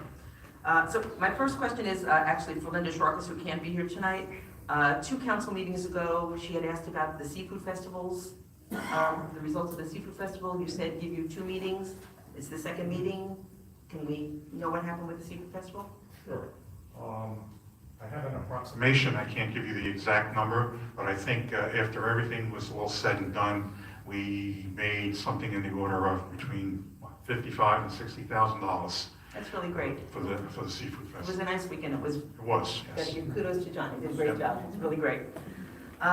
Fireworks were amazing, really amazing. We lucked out on weather and it was super great. And the Friday night concert series, we hardly ever get down there on Friday nights, but it was really nice. And I saw you there. I tried to get to you, but I couldn't say hi. Waiting for a phone call back? You know, We just, it was late this afternoon, I was talking to April, Microphone. You gotta talk into the mic. It was late this afternoon, I was talking to April, we sent our construction officials back out. okay, I would just like, you can just call me. I don't need to go through this. I would just like a phone call. That's all I'm asking. Communication seems to be the main issue that I'm having. We all are busy, I get it. I had to take the time to go to town council, to the borough hall, because from March 30th, I've not received a return phone call, other than 1 return phone call with no update whatsoever.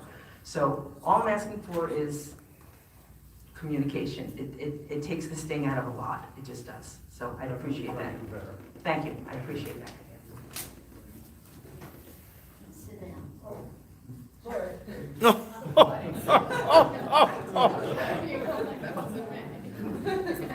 Sharon Mahoney, 800 Main Street.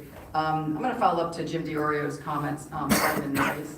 So I'm one of the people who does call in the morning, super early. I mean, 7 o'clock in the morning, you're trying to enjoy a cup of coffee or something on your porch and you have construction starting. And that's not just commercial, it also happens with neighbors too. So my one question is, when people file for permits for construction, do they get also a piece of paper that says, here's the town ordinance, here's when you can and can't do construction, here's when you can't do the power tools? Who can answer that for me? No, they do not get that, but sometimes people do ask, and it is 7 a.m. is the start time.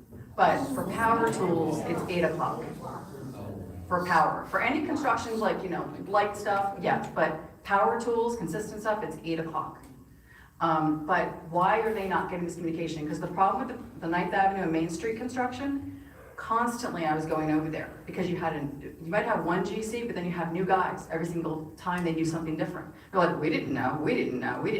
I talked to Brett, who lives next door, the other day because I went over there last week. They were working on, like, I don't know if they were soldering the dumpster or what they were doing, and it was, you know, between 7 and 7:30, and, you know, a lot of those workers also don't speak very good English. They didn't know what I was asking for, so I had to get somebody else to come over to say, before I call the police again, please, 8 o'clock, that's the ordinance. They're not being communicated, or this information should not be communicated, and I want to know why, because the police are not proactive in all of this. They're only reactive when somebody calls and complains. I've seen them drive by these sites and not stop when somebody's power washing at 6 o'clock in the morning.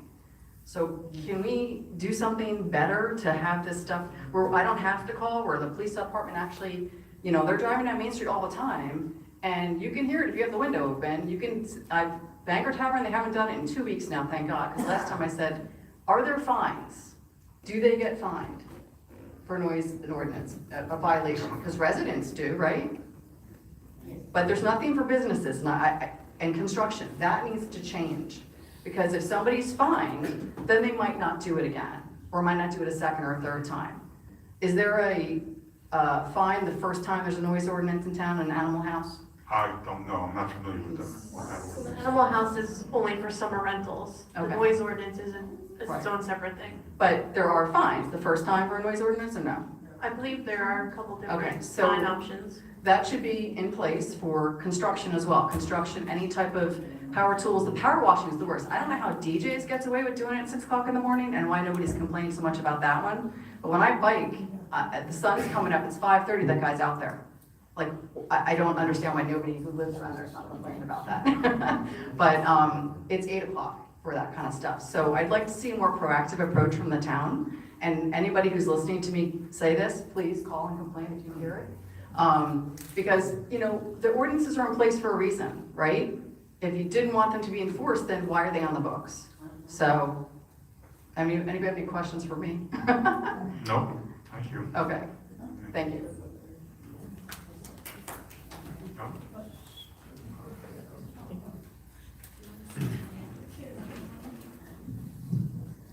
Tom Volker, 527 8th Avenue, Belmar.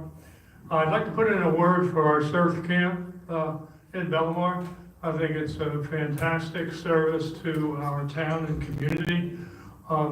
I've watched them a little bit when I had the chance, and they more than just teach surfing, they teach a respect for the ocean.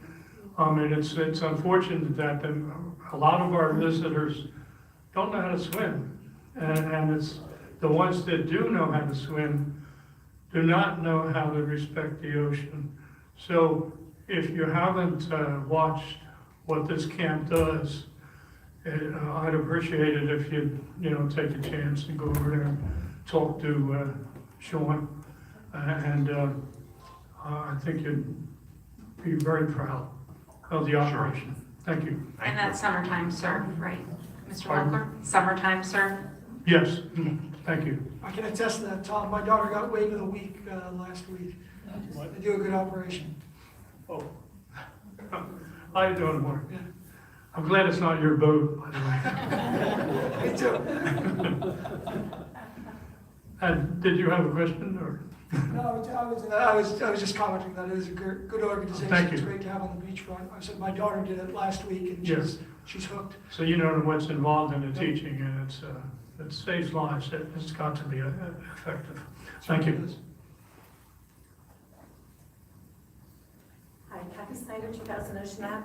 I just would like to piggyback on the comments about the stop sign and the visibility and whatnot. Living on 20th and Ocean, I mentioned it last time I was here to the chief. It's really tough to get out onto Ocean, and I see people coming out my one way, the wrong way. We've only been here, like I said, a year and a half, but as I travel through town, there's certain intersections. I'm creeping because I know I live here and I know what to expect. So when you say you're going to meet, and I know you met with, the elementary school child and the people that mentioned it, I'd like to ask that you look at the entire town and we talk about perhaps, restriping the sidewalks, the curbs, and making Belmar a safer place for the residents and our visitors. Thank you. Just so you're aware, we talked about this a while ago, we would like to do an entire town traffic study for a number of reasons, but one of those would be to, again, look at, stop signs, speed signs, things like that, and I'm hoping that we will be able to do it, this year. So we have that in mind too. You should get residents involved in that too, not just board. Residents should get some residents involved in that too. We have knowledge. If you want to speak, please come up to the mic. What you're saying.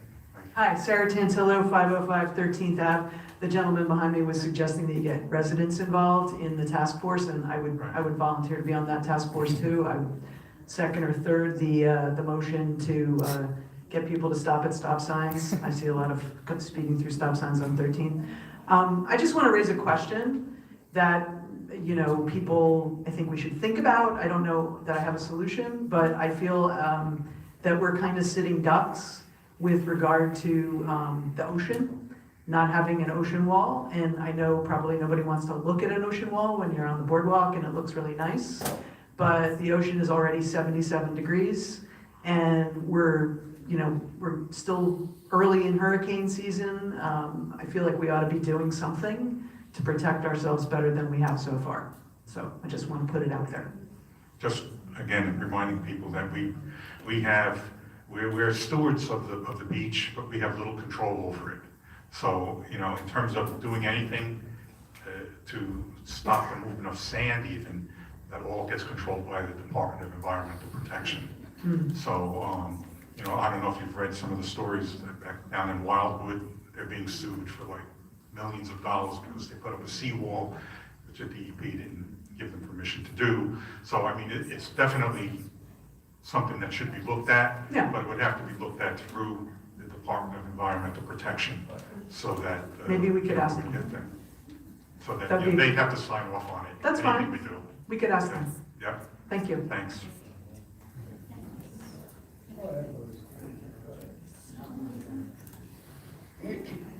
Maria Florio, 115 12th Avenue. Don't talk about signs. They don't work. I have 5 right on the corner. I live on the corner of 12th and A. If you give me a job, I'll be glad to pull over anybody that goes through the stop signs. I will give them, they rolling stops one way. You know what our problem is? We have no walkies, no police at all. And I don't want to hear it's the police discretion whether they should give a ticket or not. It is the law. And when you see something wrong, don't go looking for the kid that's parked over the sidewalk, excuse me. Put a ticket there and go on to the next job. But we have no walkies, so we do not feel secure at all. And that's it. Thank you. Thank you.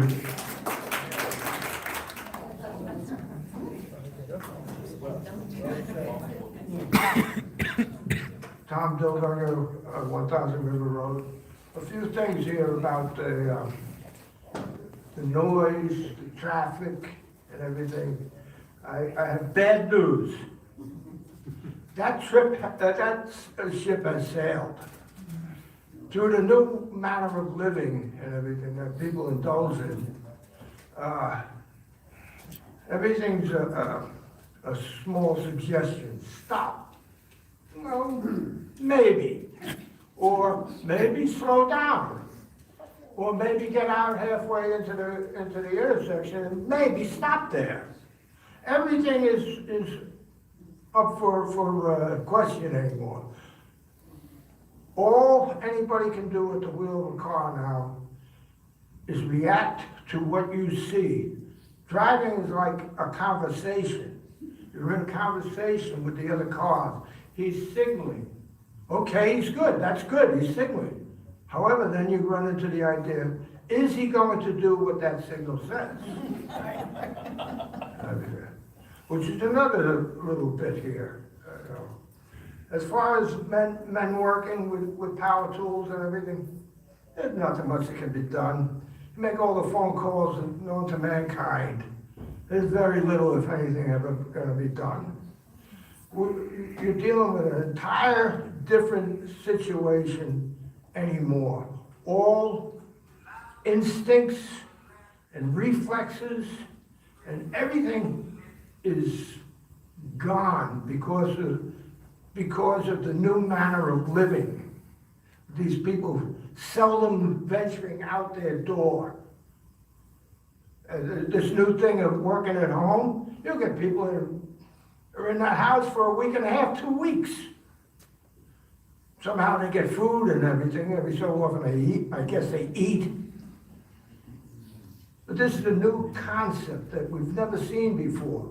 All the other ideas of phone calls and all this, forget about it. That's over with. When the two cars crash, then the policeman will show up and will, maybe something will be done. Marina said a great thing. We don't have walking police. We don't have them on the beat and everything. But which would be another problem. You imagine telling a 20-something-year-old young officer, okay, we're going to put you on the beat. You're going to walk. You're not going to drive your car. You're going to walk your beat. You'd have to get a psychiatrist, a battery of psychiatrists to calm the kid down. This is the new concept of living. All your ordinances and all this mean very little anymore. Very little. I don't know what to say, but originally I wasn't going to say any damn thing today. But I do have something to say. Once again, Mr. Mayor, when you signaled the attorney to stop or interrupt Joe McAvoy, I think that was a bit out of order again. We have Robert's Rules of Order here. Maybe like the signs I just mentioned. Maybe that doesn't mean anything anymore. Also, Counselor, I think you were a bit out of order catching that pass and interrupting the man. Yes, he can speak again after everybody's done. We understand it, that's Robert's Rules of Order. But the thing is, you shouldn't have interrupted him. He probably was pretty much done. Calm yourselves. Like you said, Mr. Mayor, we got all night. We got all night. So you could have let the guy finish up and that would have been it. That's all I got.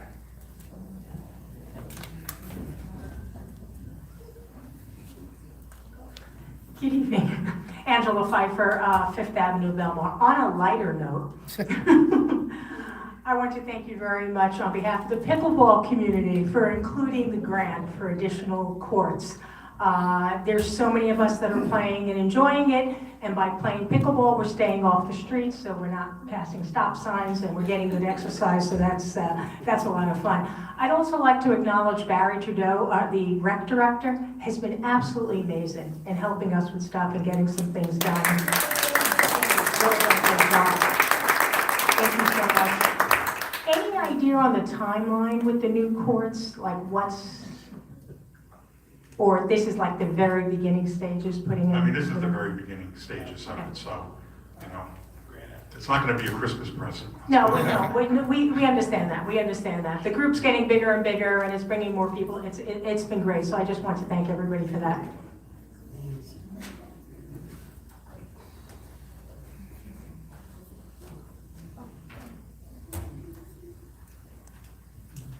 Hi, Felicia Rotella, 210 12th Ave.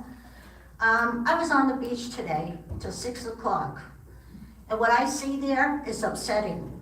I see people smoking weed, people come with a group of kids out there on their boogie boards by the inlet. I had to call one lady, a mother, and told her to bring her kid in. That kid was just drifting out. Where are the cops? I didn't see one cop all day. Where are they? During the week, you see them coming up and down, up and down. Now, at nighttime, you don't see any. So what's going on? I almost got ran over right here on Main Street. What's going on? Can you answer me? I can't Where are answer the the question cops? because I'd have to talk to the chief. I don't know what the I tried duty calling process you. is. You Excuse can't me. get through. You can't get through. You get the runaround. I I will tried talk- calling Kane. I tried, and all you do is get a runaround. I will speak with the chief and But he what's will- going on the beach right now is a disgrace. It's not nice.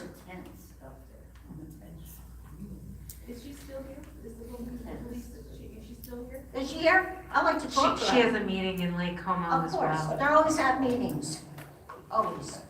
But I would like to see more police officers on our beach, all beaches in Belmar.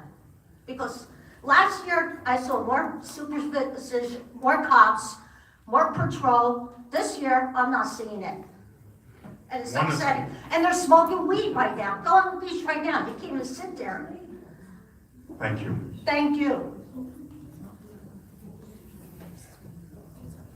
Hurry up before somebody comes up. Claire Hayner, 18th and B. I worked for EPS for 26 years, retired 10 years ago, and what they always pounded into our head was process improvement, process improvement, process improvement, okay? And they always said change was good. If you've been doing the same thing for 5 years, change it. I kind of agree with that.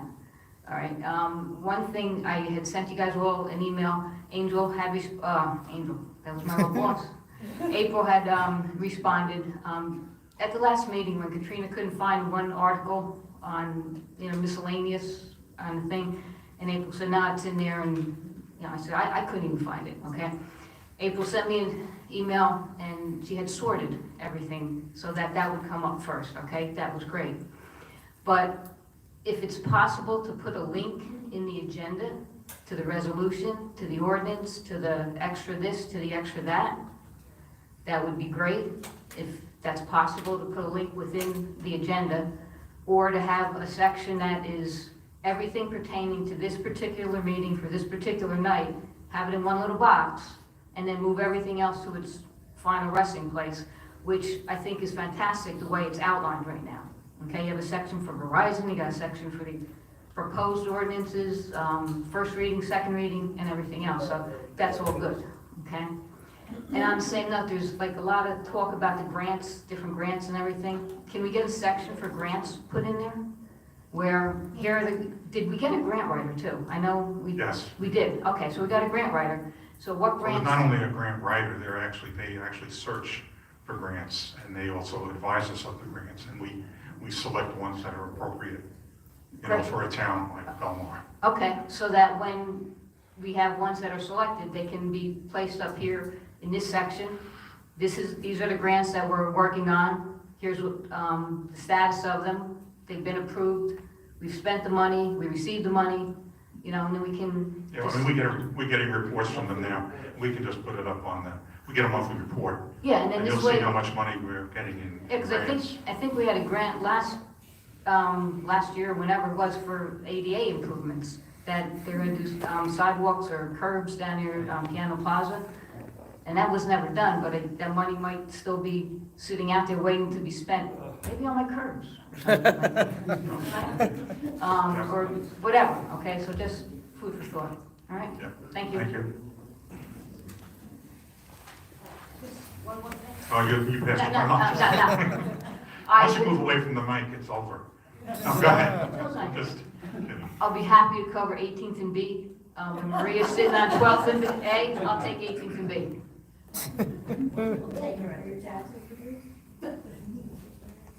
Good evening, Mayor, Council. Drew Fromkin, South Lake Drive. Just a couple quick questions. The Historical Society reference, I've heard that a couple times, and it just hits my sort of radar on the fact that we're in a real intense interaction with Verizon. I was just curious, because I don't know the answer to this. This was an incoming request from a Verizon representative. Okay, so given I think we made a great move by getting an excellent attorney now to represent us. I think that was the appropriate activity. Are all those things funneling through that individual now when we get requests related to this matter in general to determine how we handle that? Because I'm sure these inquiries have an ultimate objective, and we've got a great attorney now. We should be determining whether we even want to respond to those things. Everything that comes in pretty much comes into the municipal clerk, April. Okay. And then she distributes it to either myself, Mr. Kane, and then we distribute it to, if it's Mr. Lupo, we send him a Lupo, or if it's, Mr. McGill, we send it that way. Okay. So we are making sure that the appropriate attorney or engineers or whatever get the information that's coming into the municipal clerk. Okay. I would just ask that, I just having had a lot of experience with corporate litigation and these kinds of things, that when we get someone really sharp who's litigating something, and we get inquiries from the other party, that having all of that run through that litigator, or at least acknowledging that that is occurring, we might be able to get some input as to how we might want to handle that in a way that will, support our objectives. They're gonna throw things at us from every angle to understand our weak underbelly, and I would suggest that we've got a really sharp person representing us, but I appreciate that, thank you. And my only other question, which is not a catch-you question, it's really, again, I'm just trying to really understand it. The Seafood Festival, how do we look at profitability and, the results of that? You had said 60K, I assume that's net? Yes. Okay, so it'd be really interesting at some point when you get a chance and you have all the figures. I'm not as worried about it tomorrow versus, in 6 months, but it'd be great to just see the breakdown of that, even at a macro level, just to understand how that goes. And congratulations that we put something in our pockets. Thank you very much. Thank you. To interject here, that I can confirm that Mr. Lugo and I had a meeting specific to that request. Okay, yeah, I think I would just recommend anything perhaps related to that. Thank you.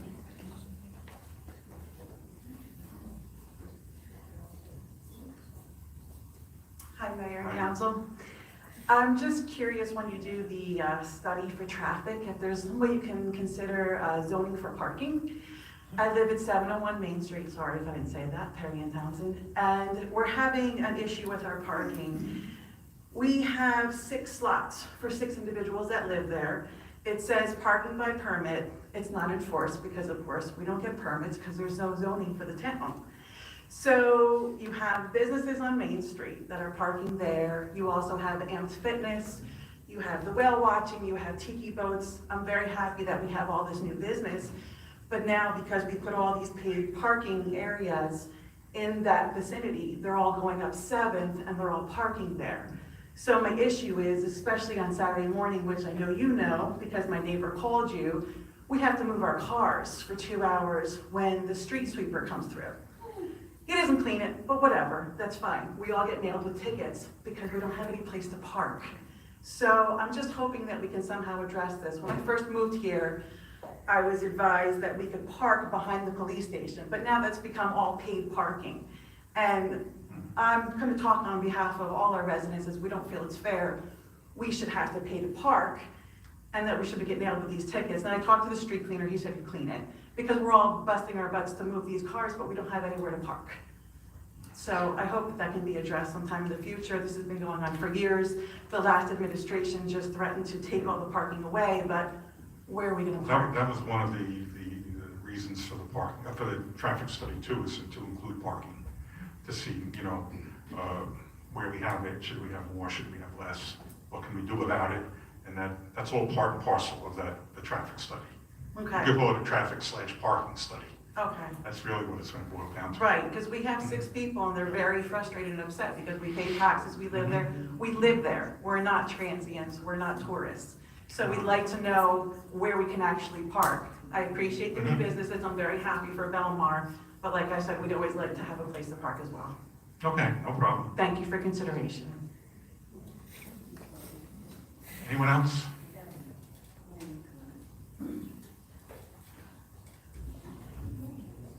Hi, I'm Susan Giordano. I am 6th Ave, across the street from the gazebo and the lake. It's a beautiful area.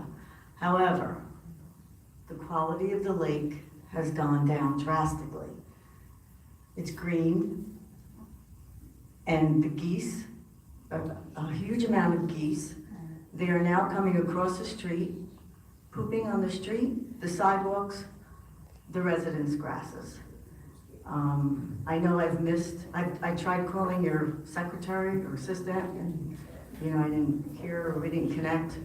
I'd like to know what's going on with the lake, and if we can, help the lake out, and the geese problem. The geese, I don't know if you were here at the beginning of the meeting, but we did say that I'm working on a bid to hire a vendor who will basically use border collies to chase the geese away. And it's a process that takes time, but ultimately it works, and it will keep the geese away at a cost, obviously, to the taxpayers. but it will definitely have a big improvement on the lake. So that's going to take a little time. I think it's important we try to get it in before September because from what I understand, the migrating geese come back in October. So, you They're know, all over the so place. And the it- poor kids, St. Rose High everybody School, has a problem, yeah. the kids are, the dogs, everybody's in it. Yeah. And we're bringing it into our homes. As far as the lake goes, you know, I was just looking at something over the weekend. There's a Monmouth County, a Monmouth University group that studies the 12 lakes in Monmouth County. It's called CLONET, C-L-O-N-E-T, and they do monitoring of the lake. They measure for oxygen and how clear it is, and a couple of other basic things, and they plot this all across, you know, like they do it maybe 2 or 3 times a week. And, you know, pretty much when you look at the graph, all the lakes in Monmouth County are pretty much in the same position. You know, there's nothing unusual going on with the lake right now. It's, you know, as far as I can see, I walked around it twice the other day, there are no algae blooms. There might be 1 or 2, I mean, but, you know, that's a natural phenomenon that happens in all lakes. It's getting green, it's getting bad. But we're definitely going to have somebody in conjunction with the controlling of the geese to start looking at the whole, you know, vegetation issue around the lake to see if we can do something to stop making it so inviting for geese to land. Is you know, somebody in working that on area. this now? Are they Excuse me? working on it now? We're going to reach out for that person. That's a long-term project, though. That's, you know, that's going to take months to change what's planted in the area, and you know, certain flowers are good, certain, you know, are not. So we're going to have to. That's going to take a little time, but that's really the long-term solution to the geese problem. Did you want to say something, Kevin? Yeah, Mayor, I was just gonna add, that's an eco-architect designer that Yeah. we've reached out to, who's currently out of the country. She's due back, we're gonna be getting together early August, but they talk about the change being a habitat modification. So what they do, as far as the quality of the water, that's tested on a monthly basis. They were there today, we'll be getting the report tomorrow, and if treatment's needed, they treat it. That's an ongoing thing through DPW, but we're gonna be talking to, you know, besides working on the geese issue, talking to this eco-architect designer about habitat modification Okay. and all that. It's a long-term process, as the mayor Yeah, said. I mean, I don't but think Belmar, we've initiated. I the don't think process. Belmar wants that area to go down because there's weddings there and all kinds of events at that gazebo, picture taking, and I mean, it's just beautiful. So I'd like to see it beautiful. So, that's all. We're Okay, definitely going to keep it that way. okay. Thank you. Anyone else? Mr. Creamer? Eugene Creamer, 4th Avenue. I was speaking to a friend of mine, actually he lives in Seagirt, and we see all this construction going on in town, new houses, renovations, etc. And we've had, I guess, problems with porta potties. And you've probably seen it, if there's a porta potty at a work site, it's pretty much open to any contractor driving down the road. That's my house. Okay. 3 years ago. And actually it's going on at Si's house, which is right on the corner there from where you live. What Seagirt has done is anybody that is having work done on their property where a porta potty is necessary, that it be turned around so that the door actually faces the house, not the street. I saw over this weekend at the corner, actually on C Street, and I guess it was the night of fireworks. Right. That porta potty became the place to go. And anybody walking down the The street. answer is, what we did, you contact the builder and you ask them to put a lock on it. That's what we had to do. Put a lock on the porta potty, and then when the construction people get there in the morning, they unlock it. we had people stop the cars, they stop, they're driving up the street, they stop, they get out, they go in the porta potty, and they come back. So finally we said, you know what, just put a lock on it. Yeah, well, That's really the answer. Yeah, actually having the door facing the street, they can see, number one, if there is a lock on it or not. The other thing is, but if it's, apparently if the door is facing the property, it's questionable then, and they won't have less of a tendency to stop and make use of it. The other thing I wanted to mention, and I had distributed a guide to handicap parking in New Jersey, and I was going to ask you to take a look at that when you have a chance. It's very interesting reading. If you read that and you comprehend everything that's in there, you will be an expert on handicap parking. At the last meeting here, we had, by the way, normally I do park in a handicap accessible space, but at the last meeting, and we have, I think I counted 7, within 200 feet of the municipal building here. You know, designated sign, handicapped accessible parking places. Well, at the last meeting, apparently we had a very large crowd of handicapped people. And I think this is gonna, number one, there was no, by the time I got here, there were no handicapped accessible parking spaces when I arrived. I did look out, somebody was pulling out of a regular parking space, and I pulled it. Well, in any case, I think what can be anticipated from what I read about this assembly of people with the circle of friends at the Taylor Pavilion, that at a minimum, there's going to be, if the supply, the demand exceeded the supply here at the municipal building with 7 handicapped parking spaces, and those people now are going to be assembling down at the Taylor Pavilion, that at a minimum, that there should be available 7 handicapped parking spaces at the Taylor Pavilion. Well, in any case, I rode down on my scooter down to the Taylor Pavilion, and on the ocean side, by the Taylor Pavilion, there's 1 handicapped parking space, only 1. There is a lot of, there is space in front of the building, but it's marked no parking. And apparently it's used, I don't know whether there are people that work for the borough or what have you. But I also looked across the street where there was some parking around Silver Lake.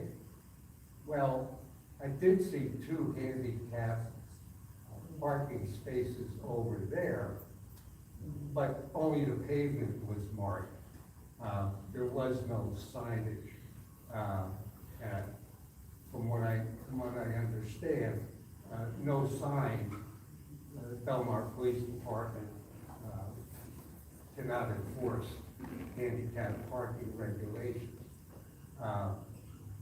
Although those spaces would be across the street, they're not the preferred, they're not preferred parking, handicap parking spaces if you have to cross Ocean Avenue to get over to the Taylor Pavilion. Anyhow, I think the town should take a look and see what can be done in the immediate area of the Taylor Pavilion in order to provide some handicap parking there. Like I said, when they were here at this building, and I think they anticipated, 2 shifts of 7 volunteers? And the volunteer people would be disabled people? Well, I don't know if that's relevant, but I mean, I think many of them will be being dropped off, but I agree with you 100%. I don't know how those handicap spots were initially created, or why there's only one here and one there, and two here and two there. I mean, we should look at all of that. I think there should be more spots along the boardwalk to start with. I mean, I drive along there and it's, one here, one there. So, I'll sit down with Mr. McGill again, and we'll look at the rules and see, if there's any guidelines on how many spots there should be, or is it just something that we can, basically decide on. But I agree with you, it needs to be looked at completely. Yeah, actually, on the west side, it's even worse. It's private property on the west side, except for around the lake and down by Lake Como. In fact, to the best of my knowledge, the only place that has a handicapped parking space, a designated handicapped parking space, is at the 7-Eleven. And that's because it's a national franchise organization that organization pushes that down to individual franchise locations. And you see the same thing with the Burger King, McDonald's, and so on. And actually, now when you go on all this development with ShopRite and Acme and Aldi on Route 35 here in Wall Township, you'll find that, of course, the best parking spaces, the ones closest to the door, are all handicapped, laid out. I was going to mention something tonight about the boathouse liquor license. I mean, I don't have an objection to that, but at one time, not that long ago, before the pandemic, the boathouse had a handicapped parking space right on the corner of 15th Avenue and Main Street. But unfortunately, I guess with the social distancing and restaurants and eateries were being encouraged to move people outside instead of serving them in, in a crowded situation indoors. But hopefully at some time in the near future, there won't be a need for that. And actually, with the weather the way it's been, I don't know why anybody would eat outside. It's so damn hot and humid. And by the way, you mentioned Silver Lake. One of the reasons that Silver Lake, number one, I could tell the water level was extremely low. And we really haven't had rain in over a month. True. The rest of the state has been flooded. But you see those storms coming from the west. And to get to about... They go right around us. They freehold, they stop there, and they go around us, and we just don't get to it. You're right. Everybody's lawn is dry. That's it. Okay. Thank you. Anyone else? Come on up, Joe. Going up, sir? Well, your turn. I'm last. Always last. Veterans are always last. Hi, I'm Richard Kramer, and I live on Fourth. Hi. I'm Charlie McGee, and my family and I live on Fourth. Hi. Well, after tonight, after this, I feel kind of silly, but I want to talk about surf fishing. I was accosted, no, I just was met by, I think, a public works guy on a gator. He had a nice tan, he works for the town, he wasn't a gray shirt, as he referred to the police. And he basically told me that there's an ordinance here that says there's no fishing, surf fishing, on your beach, on this beach that we live on, 365 days a year, 7 days a week, blah, blah, blah, and if he sees me out there, he'll give me a ticket, just a bunch of, whatever. So, I live on Fourth, right there, that's all I want to do is surf fish. So, this guy, he got me. Can I just ask you, what time of the day was this? This was at 6 o'clock at night. Okay. So, no, it's not going to be a long story because I haven't scripted anything, but I don't want to, anyways, you look at your 12 do's and don'ts. Basically, you look at the don'ts, and there's no surf fishing, anything on there.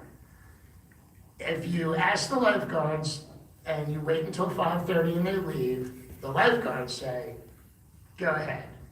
Go ahead. As long as you're not bopping anybody, disrespectful, anything like that, you can be like a surfer.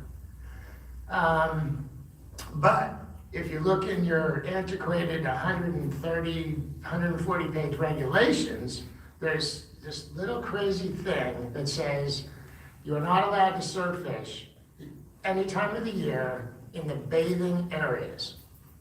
So what he was kind of saying to me is we're relegated to walking out on the jetties and risking our lives, and we're allowed to fish there anytime we want, but we can't fish on the beach proper even after hours. And I don't know, I'm a resident, but I've only been here about a year, so I don't know what crazy, I'm sure somebody's come before me, but I don't know. But all I'm saying is that I think if you can't do, at least relax them a little. I think that the fishermen, surf fishermen, maybe could be, have the status of dogs and be allowed on the beach after Labor Day and then, get off on Memorial Day. If I had, if I could hit a home run, I would say, give us the status of being allowed after 5:30 as long as we're respectful. You allow it for the surfers, and I don't know if you guys have ever been hit by a surfboard, but they're dangerous too, and I just fish. I stay out of people's way. I don't think it's a good thing to encourage people to walk on the jetties and fish, because I don't know, I'll probably kill myself. And also, after 5:30, why are we encouraging swimming anyways? I mean, what you're basically telling me is that if I'm not out there, and a lot of people swim after 5:30 after they leave, wouldn't it be better to have an idiot fisherman like me out there to watch, to see if somebody got in trouble than to not have me out there? So I don't know where to begin. I'm not really good with politics. I don't know anything about anything. All I know is I live there. And I don't think it would be too much to ask to maybe check this out, to maybe, change this, relax it, and, let me fish on the beach that I live on and plan to die on. I agree with you. I think the ordinances should reflect common sense. Mayor, So I think we'll it is an old ordinance. yeah. Doesn't make sense to me. Back many years ago, the Belmar used to have barrels, and they were in that's swimming what it was? areas, so Yeah. I could see why you would. Bathing. Yeah. Sorry? Bathing. It's such an antiquated term, it's bathing. Well, no problem with that, but, it does say no fishing in the bathing Bathing areas. areas, And so so probably now- meant the so barrel. Now the entire ocean is the bathing Right, area, right, but right. that can't be because you would just simply say no surf fishing, and then Right. nobody would write such an ordinance. So That makes sense. it made sense. I actually was swimming one time, and the ropes were there, Yeah, they yeah. had the barrels attached, and, I got hooked up on a treble hook that, was on a popper or something like that. So in any event, that's why I guess that ordinance was in effect, but now we don't use barrels, of course, so, but we do use flags, but still the flags come down, so, And after a certain time, we need it's to really look not at that, relevant. and decide what we want to do with surf fishing, and what makes sense, and, Yeah, this ordinance, I think, It's going. it doesn't make any, Going. doesn't make any sense, okay, Yeah. so, if you. To encourage me the 30-year-old me would have been really hot right now. The 60-year-old is. Yeah, like- no, I'm like, to encourage me to walk out on a jetty.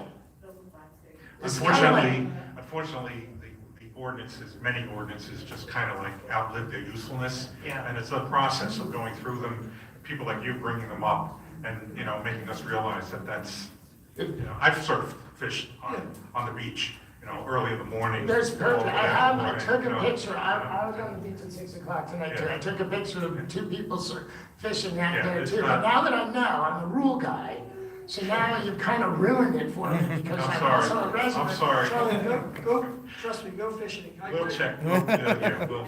It sounds like someone overstepped their authority a little bit. Oh. Charlie. And if there was The some. 30-year-old Charlie would have got in his face, but the 60-year-old one just says, I'm okay. And my wife and kids appreciate that. But what is the next step for me? I want to be You know, I want to be polite, I want to be a nice citizen. Like I said, I've only been here since December, but I plan to live and die here, and I'd like to fish off my beach. I think we can change the ordinance, but in the meantime, we can let the people know on the beach and the guards and the police that The guards have, so there's a big surf disconnect. fishing is fine as long as it's not. There's during a big disconnect swimming hours. between the guards and the people who drive the gators. The guards are like, go ahead, Charlie, do whatever you want, as long as it's 5:30, as long as you're not cashing out over people, all this stuff. Just Yeah, like you, common just sense. like you would, you've asked the surfers to be respectful. They're respectful, and we can be respectful. Yeah, we'll handle it. It'll be, go Oh, surf and fishing. I left a Go couple surf messages, fishing. I left a couple messages with April, and now I know why you didn't call me back. Yeah, big fish to fry, I get it, but it's just, I feel silly, but, all No, you're not silly. right. Thanks. Anyone else? Joe?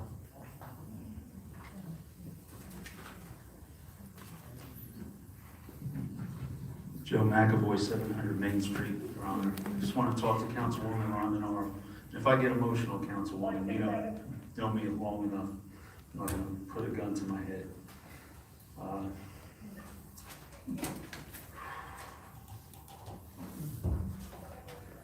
Councilwoman Rondinaro, I feel sorry for the young adults with special needs.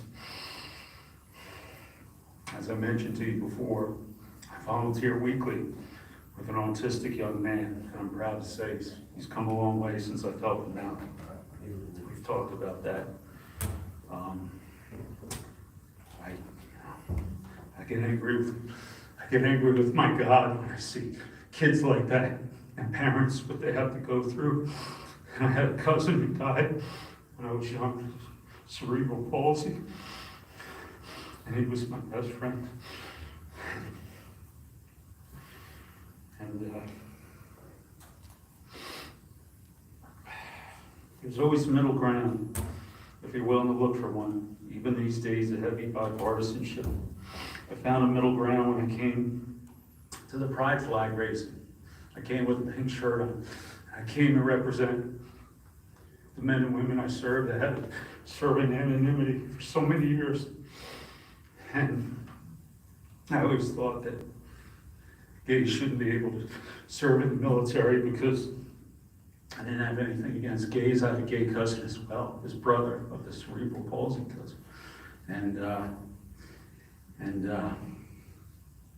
I always thought it would just deteriorate combat efficiency. And that was my take on it.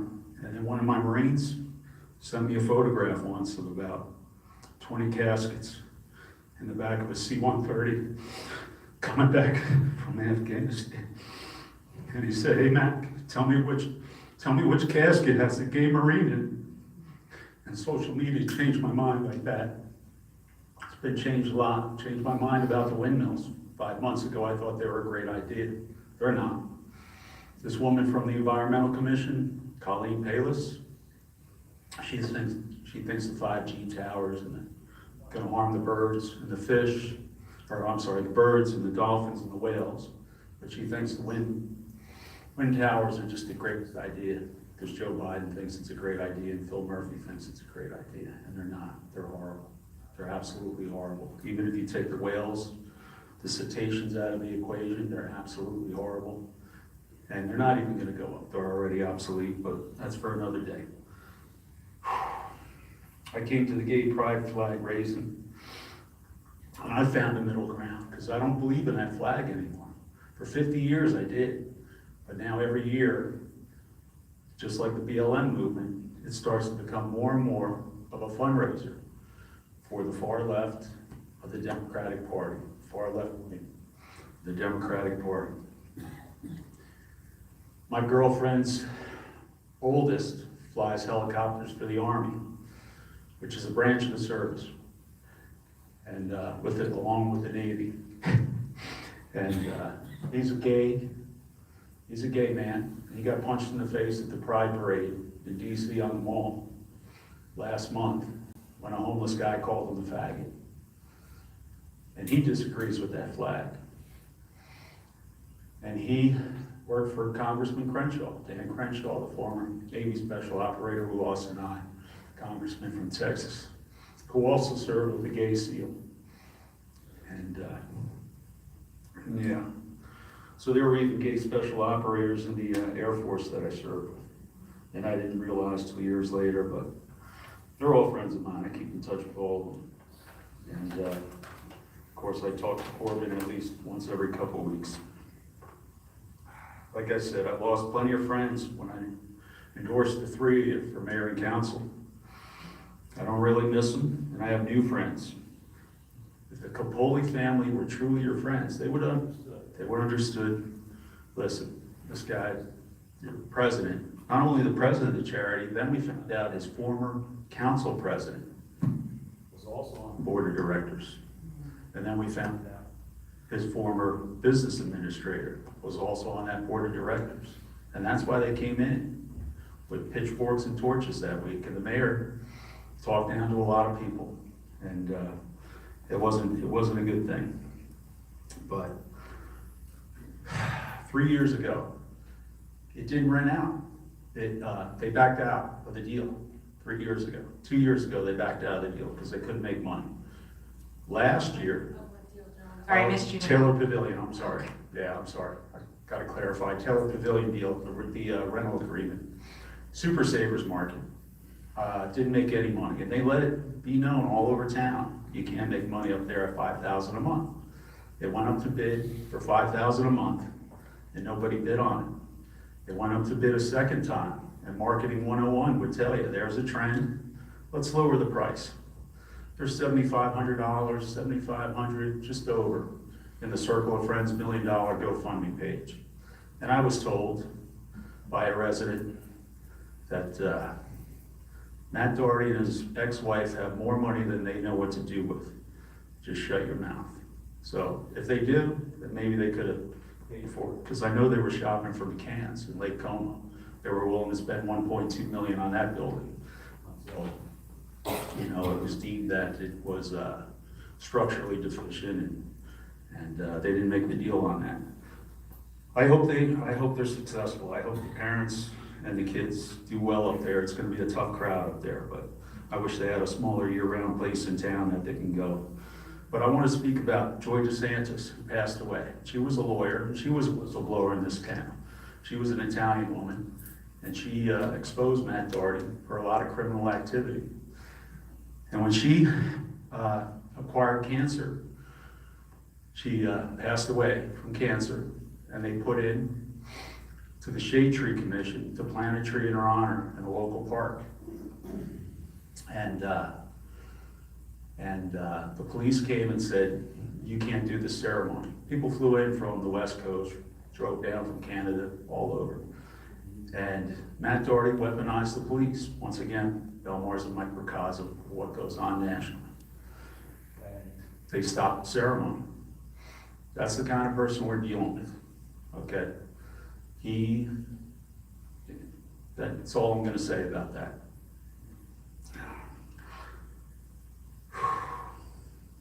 You have a bigger obligation to the community at large. If you do the right thing, you have to realize that, you know, we'll back you. It's tough. I know it is. But you gotta find the middle ground on a lot of these issues. I asked John Walsh for the video because the Pride Flag ceremony was beautiful. The kid gave a beautiful speech. He grew up in Belmar. He praised George Comatus for his help in elementary school. It was really a good thing. But he sends me the video 10 days later. By then it's down at the bottom of the residence page, and I'm not gonna rehash it. People were back and forth, and I didn't know what to say about it. But everybody was there when you were running for office with information, with videos, with replies, with phone calls. And I don't call you. I don't call, I don't send you messages, I don't send you letters. I send George a quick message if the flag's up too long. I don't bother you, right? I don't bother you. I come in here and I air it out for God and everybody, right here in front of God and everybody. And but if Capolis had looked into Matt Doherty's history of poor fiscal leadership and cronyism, as well as his low popularity among the politically active on both sides of the aisle, They may have made a wiser choice for president of their nonprofit. We're not angry old men yelling for people to get off our lawn. We're desperate residents who have been preyed upon enough by the wolves in this town, pleading with you to simply help them as their elected leadership. Don't choose force over power, as the last two administrations often did. I think you've done a great job. Every once in a while, we have to remind our elected local small town officials, as uncomfortable as it may be, that they don't work for their special interests, their cronies, Freehold, Hudson County, or Trenton. They work for us. I was going to address Dr. Kinney. She's not here tonight. I'll talk to her in 2 weeks. Joe, can I respond to you before? Sure, Just as you absolutely. were responding to me? Absolutely. First, I Yes, wanted to say thank you again for your service You to don't the have to country. thank me. We just all want to be treated the same. We don't need free beach badges. We just want everybody to be treated the same. Well, I just wanted to put that out there. I'm also Yes, ma'am. sorry for the loss of your cousin. Yeah. I know that for me, and whether this is, whether you believe that or not, for me, whomever the circle of friends deemed their president was, and who came forward, Sure. was who I was going to listen to. That was the voice of the circle of friends, which Sure. is a charitable organization that you and I both care about. I agree. I would have voted yes So- at that point. It was an ugly baby at that point, and with the kids and the parents, I would have voted yes. Well, I just want to put that out there, that whether, people believe me or not, that was not a political choice. That was a social one for me. That's what I wanted to hear from Yeah. somebody. That's what I wanted to hear from the leadership. Mhm. That's good. And I And- believe you. And as far as the pride flag, I really appreciate your being there. Sure. I think it shows a wonderful coming together of our community. I do know that there were people who were upset about us having a pride flag raising. And I have to be honest that as someone who is a social worker and worried and dealing with people who are suicidal, that there was some Facebook back and forth that I found hurtful and detrimental. And I didn't know whether we should even continue to put out video Yeah. or to comment. Even myself, this was a Yeah, I didn't even moment, touch it. I this was a usually monitor moment it, but for I me didn't. that felt very special. Sure. So special. And even I didn't blast it. Right. Because I knew that the community wasn't fully behind it in the way that I felt that those people deserved. Yes. I agree. And so I appreciate your coming to us about it.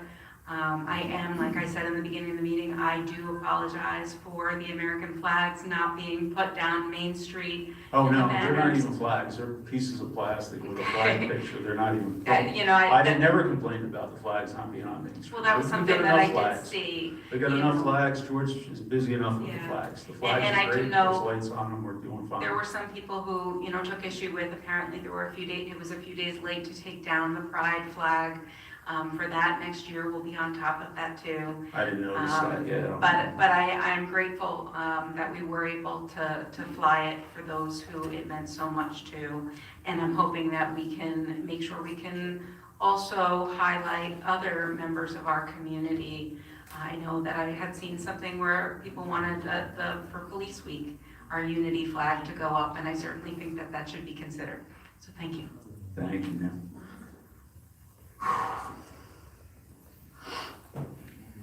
I'm gonna talk to Dr. Kinney, I guess, in 2 weeks, and that's about it. But for $150,000 a year, phone calls need to get returned. I mean, a lot of these people are a pain in the ass. I know I am, but I don't call, I don't send emails, I don't send inquiries. I take care of my own problems on my own block with my neighbors. We take care of a lot of issues. I've only called the police once in 28 years of living here, because I had to, or I would have hurt somebody. But for $150,000 a year, every single phone call should get returned. And if you can't do it, you gotta delegate authority to somebody who can. If it's a DPW question, Billy, and if Billy can't do it, he'll delegate it to George and on the way down. But, these are my friends, they're residents. Like I said, my veteran friends in this town are so frustrated and aggravated with what went on in the last 3 council meetings, and hopefully we can get away from that, and we can heal the town. And I know the new councilwoman, she's just outstanding, and she voted yes, but what she had to say was just perfect. And she was questioned on that, I'm sure, by certain people, but she'll probably be a future mayor of this town. I mean, the Republicans are gonna remember in November, it's only 4 short months away. Hopefully that won't hurt. And Vicki Renner's a great woman too. She's done a lot for Belmar. It's a win-win. Male and female brains are different. You know, with the males, we get bigger, you know, faster, farther, shiny things. And with the women, that's why I talk to you when I come up here. We get empathy and we get humanity. But there's homeless living in tent cities in West Belmar. And we gotta take care of those people, because the repeat offenders that live on Inlet Terrace, if he was black, he'd be in jail. If he was gay, he'd be ostracized, but he's a rich white male, and he keeps getting over. And I'm done with it. This town's done with it. This town needs to heal and get away from that. Doesn't matter if he can put your picture, your name in the paper or the headlines. My name never better ever show up in that Tap Into News Network. Because if my name ever shows up there, I'm gonna go right to Mahoney, the detective from narcotics, and I'm gonna give him the name of his alleged cocaine dealer who lives on 13th Avenue. So my name never better end up in that Tap Into News Network, and he better distance himself from the good people in this town and stop giving people a hard time, because I'll get right in the gutter with him and I'll take it. I'll see you in 2 weeks. I'll talk to Dr. Kim. Congratulations. Mark, real quick, I'm sorry. The buoy a half mile out, Shark River, that's been gone, right, for years? For at least 3 years. Yeah, it's still on the last administration. It's still on the Belmar Marina website. And people are, you know, mariners are looking for it. And God forbid if it was just a sounding buoy? I don't think it had a light on It was just a gong. I think Yeah. there was one light on it as well. But it's not there anymore, and it's still on the Marina website. And I appreciate you moving the channel markers. I know Jake Ferd appreciates it too. And I appreciate you getting the Well, I take no credit for that. It was the state police who did that. state police, all right. I thought it was the Coast Guard. And if I have offended anybody in the Coast Guard, I gotta say, when I served in Air Force Rescue, the Coast Guardsmen, former Coast Guardsmen we had were some of the best. I said they're a boat club, but they're a very necessary boat club, and somebody got offended. I'm sorry, but I've heard a lot of bad things about the Marine Corps too, and I could care less. Thank you. Thank you for your time. Any other questions, comments? Can I have a motion to close the public session and adjourn the meeting? Motion? All in favor? Aye. Aye. Aye. Hoorah.